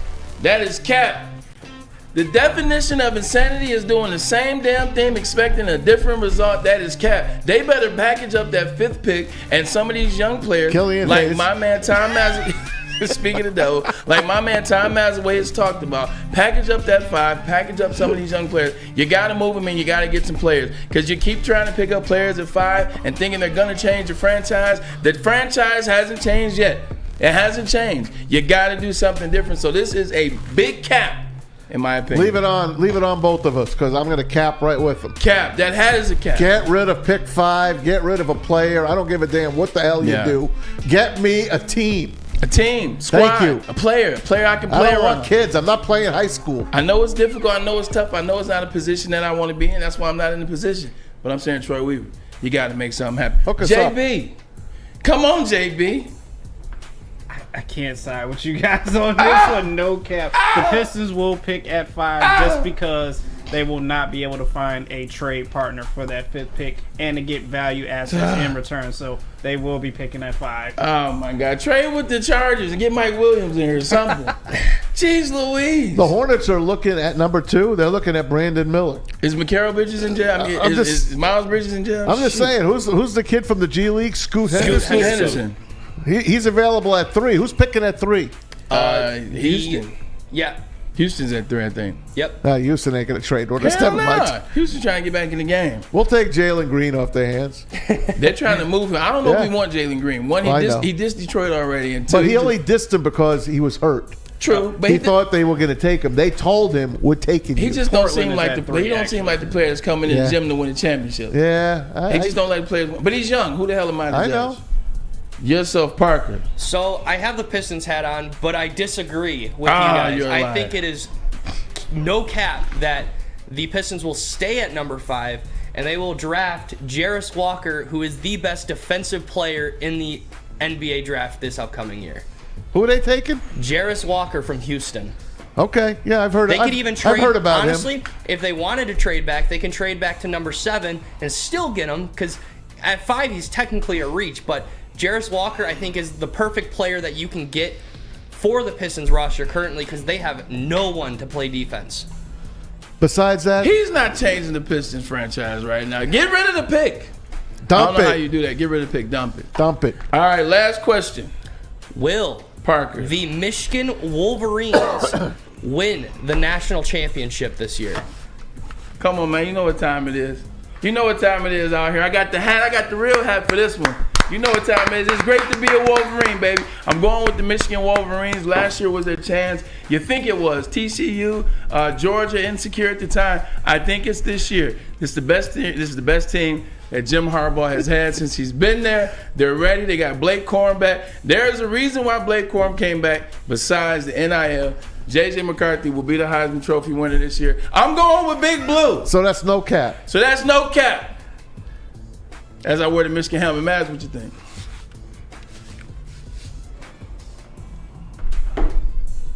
We can't go from all that to silence. Jeez Louise, somebody say something. Maz! I'm sorry. I thought you had me. I'm sorry. It's cap. It's cap. They haven't won a championship since '97. And? You got to start somewhere. You do. They've been to the playoffs twice. They have. Maybe 3 times is a charm. There it is. Maybe they win 1 playoff game. Hey, something. It is something. Ah, the hell with it. Thank you. Here you go, go, man. Blue. There we go. Go Blue. 2. No cap. We got 2 in there. I got the Michigan helmet on for those at home that can't see. I got the Michigan helmet on. JB, what you got for me, buddy? Cap, no cap. Michigan gonna win it all. I'm about to poo-poo on your parade. I'm sorry. Man, what a turd. This is cap. Like, hey, no disrespect to Michigan, but come on. History is going to repeat itself again. And even though Jim Harbaugh has an amazing team, he's returning a lot of stars, you just can't get over this hump for some odd reason. I don't know what it is, but cap. So it's back to me. I love how this works. Getting back to me again. I mean, you can even look at this screen. Doesn't this just look right? The Michigan logo and the national championship trophy. I mean, they go side by side, exactly, hand in hand. I mean, this salt and vinegar. Where's the game this year? Do you know? It's in Ann Arbor. Okay, it's in Ann Arbor. Okay. Ann Arbor. That's all that matters. It's in the big house. All right. But I totally think that this is the year that the Michigan Wolverines will win it all. I mean, totally, like, yes, last year was a disappointment, but Mash has talked about this time and time again where, man, you cannot have this long of a break for any sport to win for a championship series, even a playoff. And to go in this, I mean, he mentions the Tigers. The Tigers went in to play the Cardinals, and we lost the World Series because of that. Right. So I say no cap to the Michigan Wolverines winning it all this year. Listen, man, you got to do things you haven't done to get places you haven't gone. And I look at what Michigan done in the last 3 years. 3 years ago, so the first good season they had when they won the Big Ten, they lost to Michigan State, but they won all the other games. They beat Penn State. They beat Wisconsin. They beat Ohio State. They went to the Big Ten tournament for the first time. They won the Big Ten championship as well. The next year, hadn't been to Columbus and won it forever. Not only did they go to Columbus and win, they destroyed the Ohio State Buckeyes in the second half. They beat Michigan State. Not like they were the only people. A lot of people beat Michigan State last year. They beat Penn State as well, who finished in the top 10, and they made it back. I think this is the year that they turn it all around. But once again, it is just my opinion. Everybody is allowed to It's in Houston, by the way, at Energy Stadium. Last time we went down to Energy Stadium, it did not work so well. January the 8th, 2024. Last time Michigan was there, I want to say they played. No. They did work well. They beat Florida because they lost to Alabama, but it was some years before that. All right, look, that was good cap game, and no man. cap. It was Nice fun. job. Maybe next time we won't have as many. It was the first one out the gate. We're trying to figure the game out. I thought it was fun. It was. At least we know the rules now. I dig it. I think I know the rules. I dig it. See? I dig that too. You know what else I dig? I dig Lady Jane's. Yes, Tell me sir. about getting a haircut there. JB. All right, let me tell you about Lady Jane's. Walk into any Lady Jane's for an award-winning haircut experience and automatically enter yourself in for a chance to win not one, but 2 vehicles of your choice, courtesy of Les Stanford Buick GMC of Ferndale. That's right, 2 cars, one for you and one for your wife, girlfriend, or your best buddy. Lady Jane's open 7 days a week. Walk in anytime. It's wicked awesome. Wicked awesome. Love Woodward Sports? Love wearing clothes? Then you should be wearing Woodward Sports clothes. Check out our full line of merch at woodwardsports.com. Just click on shop. We have all your favorite designs, like Dan Campbell kneecaps, Woodward Golf, and of course, our own logoed out merchandise. Men, women, infants, kids all love Woodward Sports. Impress your friends. Impress your boss. Impress your dog. Buy Woodward Sports merch today.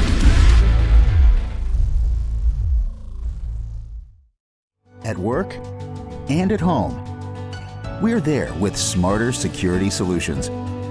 Featuring complete automation with customized alerts and more. For over 90 years, we've been the company that's been counted on to protect what matters most, all with personalized service and care. Right now, for a limited time, receive a free video device plus free installation with a new home system. Guardian Alarm. We protect Michigan.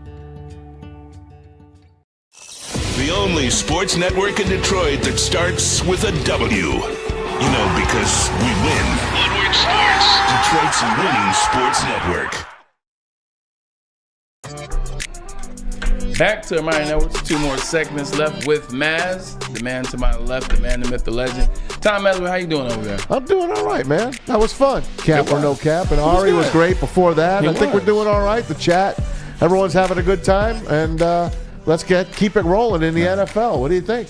Let's keep rolling. NFL to the NFL we go. Tom Mazawey, there it is. All right. How about those New York Jets?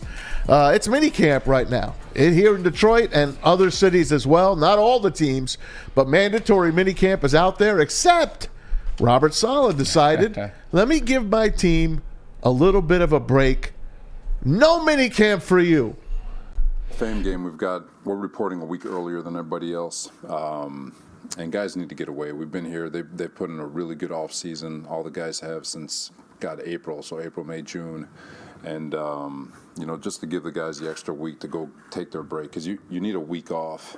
And then you got to rev back up to get ready for the season. And if we having this extra week, taking the week off, then the fourth, there's just a lot of things that can mess up the flow. But we'll pick it up and we'll regain it once we get back for the Hall of Fame game. So the players are not required to be here at all? Mm-mm. If Robert Saleh is your head coach and you heard that, what say you? I made the right choice to play for this team. If I was acquired and if I was drafted, Jesus Christ, I got drafted to the right team. And this is what you want. You want a coach that understands players. You want a coach that say, you know what, you guys are busting your ass for me. Let me give you guys a break. You know what? I know you guys got to report a little earlier than the other 30 teams in the NFL. Obviously, there's another team that has to report as well to play in that Hall of Fame game. Aaron Rodgers there. Give these guys a break. Give these guys a chance. Let them get more time at home with their family. Let them finish a little earlier. Let them relax. Let them chill. Because with Aaron Rodgers being there, once he got there, they're doing extra film study. I watched him kind of be a coach on the field. They're getting ready for the season. Yeah. That's the kind of head coach you want. Great move by Robert Saleh. Detroit, Dearborn's finest. Do you think he talked it over with Aaron Rodgers and said, hey, what do you think if I do this? Or do you think he just did it on his own?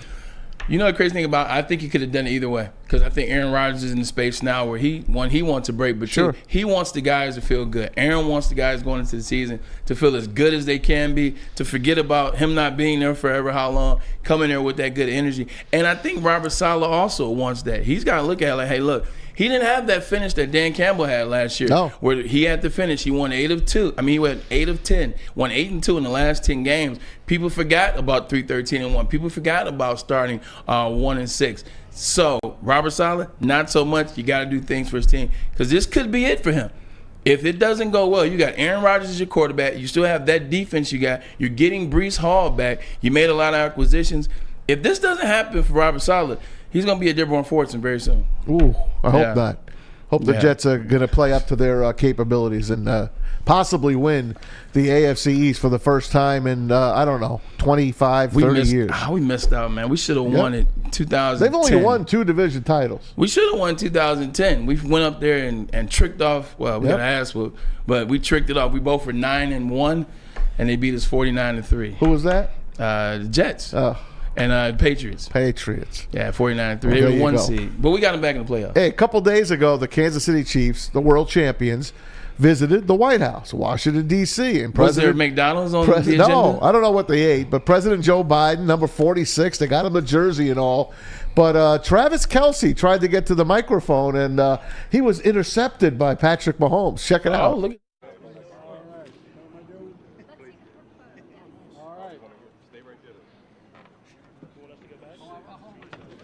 So I've been waiting for this. Sorry.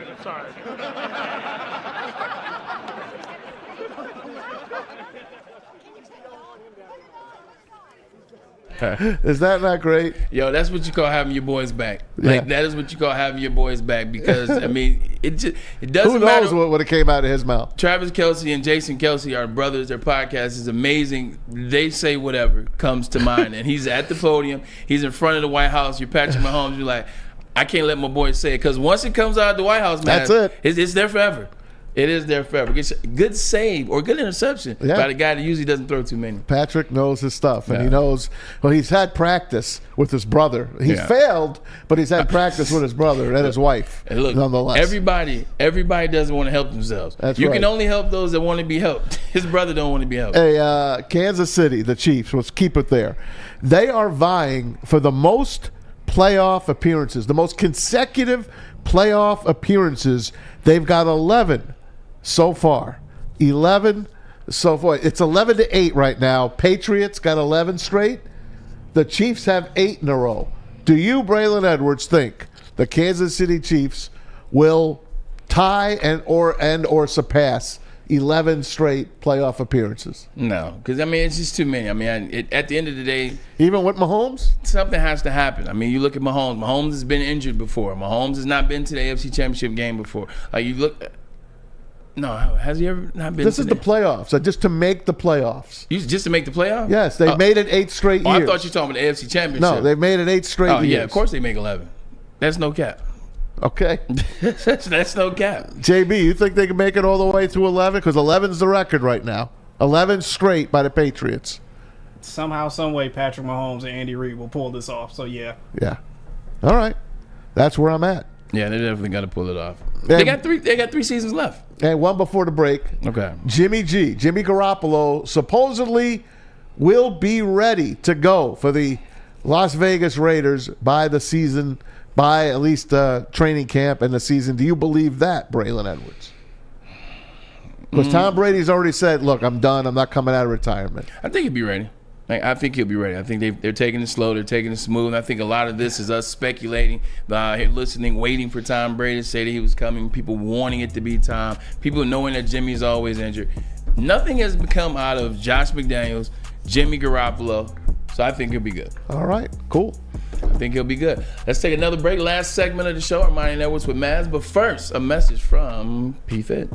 Yes, that's right, Planet Fitness. Now, we all know Planet Fitness as your judgment-free zone where you can work out for just $10 a month. But Planet Fitness is now thrilled to allow high schoolers ages 14 through 19 in the U.S. and Canada to work out for free all summer long, all the way up until August 31st with their Planet Fitness High School Summer Pass. You can register now and gain access to the club and work out all summer, all the way up until August 31st. But there is also more, because Planet Fitness is also giving away over $200,000 to high schools and students. Teams who sign up for the High School Summer Pass can have an opportunity to win a scholarship for their school and also participate in a TikTok video contest for a chance to win academic scholarships. Visit the landing page for more information at pfsummerpasscontest.com. It's Planet Fitness, where your fitness is essential. We don't like to brag that we are the toughest sports network in Detroit, but we do have a guy named Darren McCarty on our side. Woodward Sports. Big Boy Strawberry Fest has officially arrived, and we're here to show you the very best flavors of the season. Satisfy your sweet tooth with our deep-fried vanilla Oreos, strawberry hot fudge cake, and a slice of our classic strawberry pie. But that's not all. Cool off on a refreshing summer splash salad, or savor the flavors of our chicken Caesar wrap and strawberry bacon chicken wrap.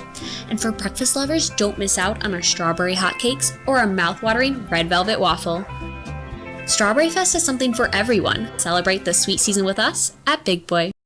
How would you like to win not one, but 2 vehicles of your choice? One for you and one for your wife, your girlfriend, or your best bud. Get to Lady Jane's today for an award-winning haircut and automatically enter for your chance to win. Courtesy of Les Stanford Buick GMC of Ferndale. Lady Jane's, open 7 days a week, walk in anytime. It's wicked awesome.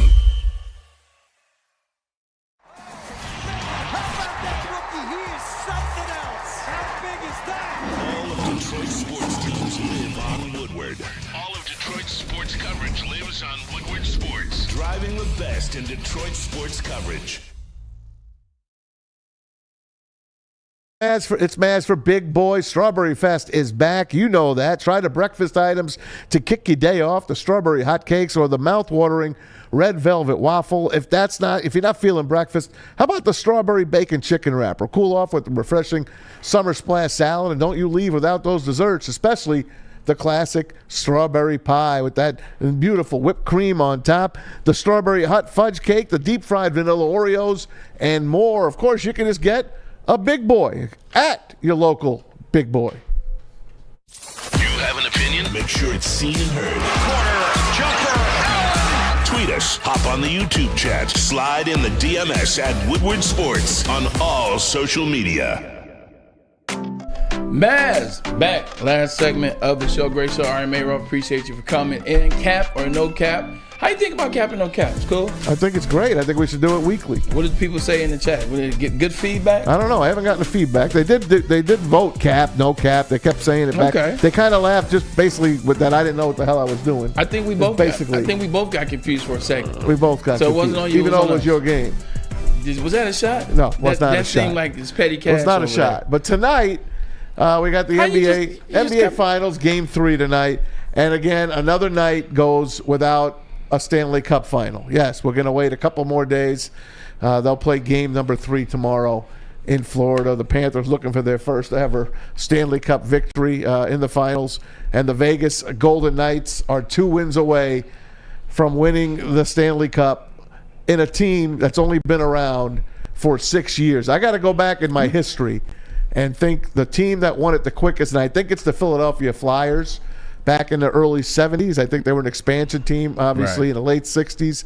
And then I think they won in 70, 71, 72. One of those years, the Flyers won the championship. And I want to go back and check on that. But are you excited about the Vegas Golden Knights winning a championship? Let me ask you a question before I answer that. Yeah. Naz, if you're a fan of the Florida Panthers, and you've been a lifelong fan, or you've been a fan recently, whatever, or you're married to someone on the team, blah, blah, blah, yakety smack. I'm pissed. How demoralizing is it that you've been searching since your existence to win a Stanley Cup Finals game? Meanwhile, this new kid on the block already has 4 wins. Yeah. The Vegas Knights, that was their 4th win in the stand. I'm a little pissed. I'm jealous. I'm through with the sport. Let's face it. I'm over it. They let the Predators in. Remember, Nashville came in. They got to a final. And they let Vegas get in a few years ago. I mean, an expansion team getting to the final, to me, it's out of the question. Now, back in the old days when the original 6 was around, then they added an expansion division. the St. Louis Blues wound up playing, coached by Scotty Bowman, by the way, and they got swept by the Boston Bruins. And the Bobby Orr goal, you see him diving across the goal mouth, the most famous pitcher in hockey. That was an expansion team, had to make the final because the whole division were expansion teams. But this 2 times in 6 years, Bull, Gary Bettman has gotten it wrong. That is not the way. You don't stock a team that much and give them that much of an advantage to get in a final. I think it's a bad look for the league. Yeah, I think it's a bad look for a league, too. I mean, it's one of those things where if you're a young fan, if you're a young team, if you're a city that is thinking about potentially putting a franchise there, you're excited with that. But if you're an old school fan, you're like, it doesn't make sense. And we talked about it yesterday, and I was on the side that was for the new thing, for the new team. But if I'm Florida fans, I'm pissed. I know. Hopefully they can get game 3 and get that monkey off their back and maybe get rolling again. The Tigers, they play hard, guys. They really do. They lost 1-0 last night to the National League champion Philadelphia Phillies. 1-0. They had the bases loaded, couldn't get a run in. Listen to this stat. I got a stat for you. Their losing streak's at 5. We all know that. They have scored 9 runs in the 53 innings since Riley Green was injured. 9 runs in 53 innings. And you do the math on that. That's about 5.5 games? Correct. It's about 5.5 games. 9 runs. That's less than 2 runs a game. It's crazy that a person has that much impact on your baseball team. Like that. I mean, I understand there have been some great baseball players, but usually when you do that, there's a team full of really good baseball players, maybe 1 or 2. Like they've lost a ton of runs. They've lost a ton of power batting, etc. That's crazy. He was kind of becoming a leader on that team too. You know, the way he plays defense, he's all out.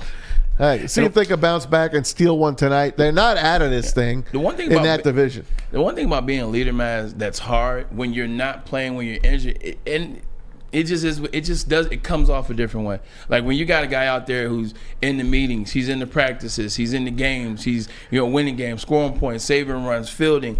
Like you can see that guy when he's leading, he's there. But when a guy he's injured and he's still giving you the same speeches, he's still watching the same film. But when he's not out there, it's just there's a disconnect there. You want to, but there is a disconnect, especially when you're young. Hey, baseball's been talking about maybe expansion. Okay.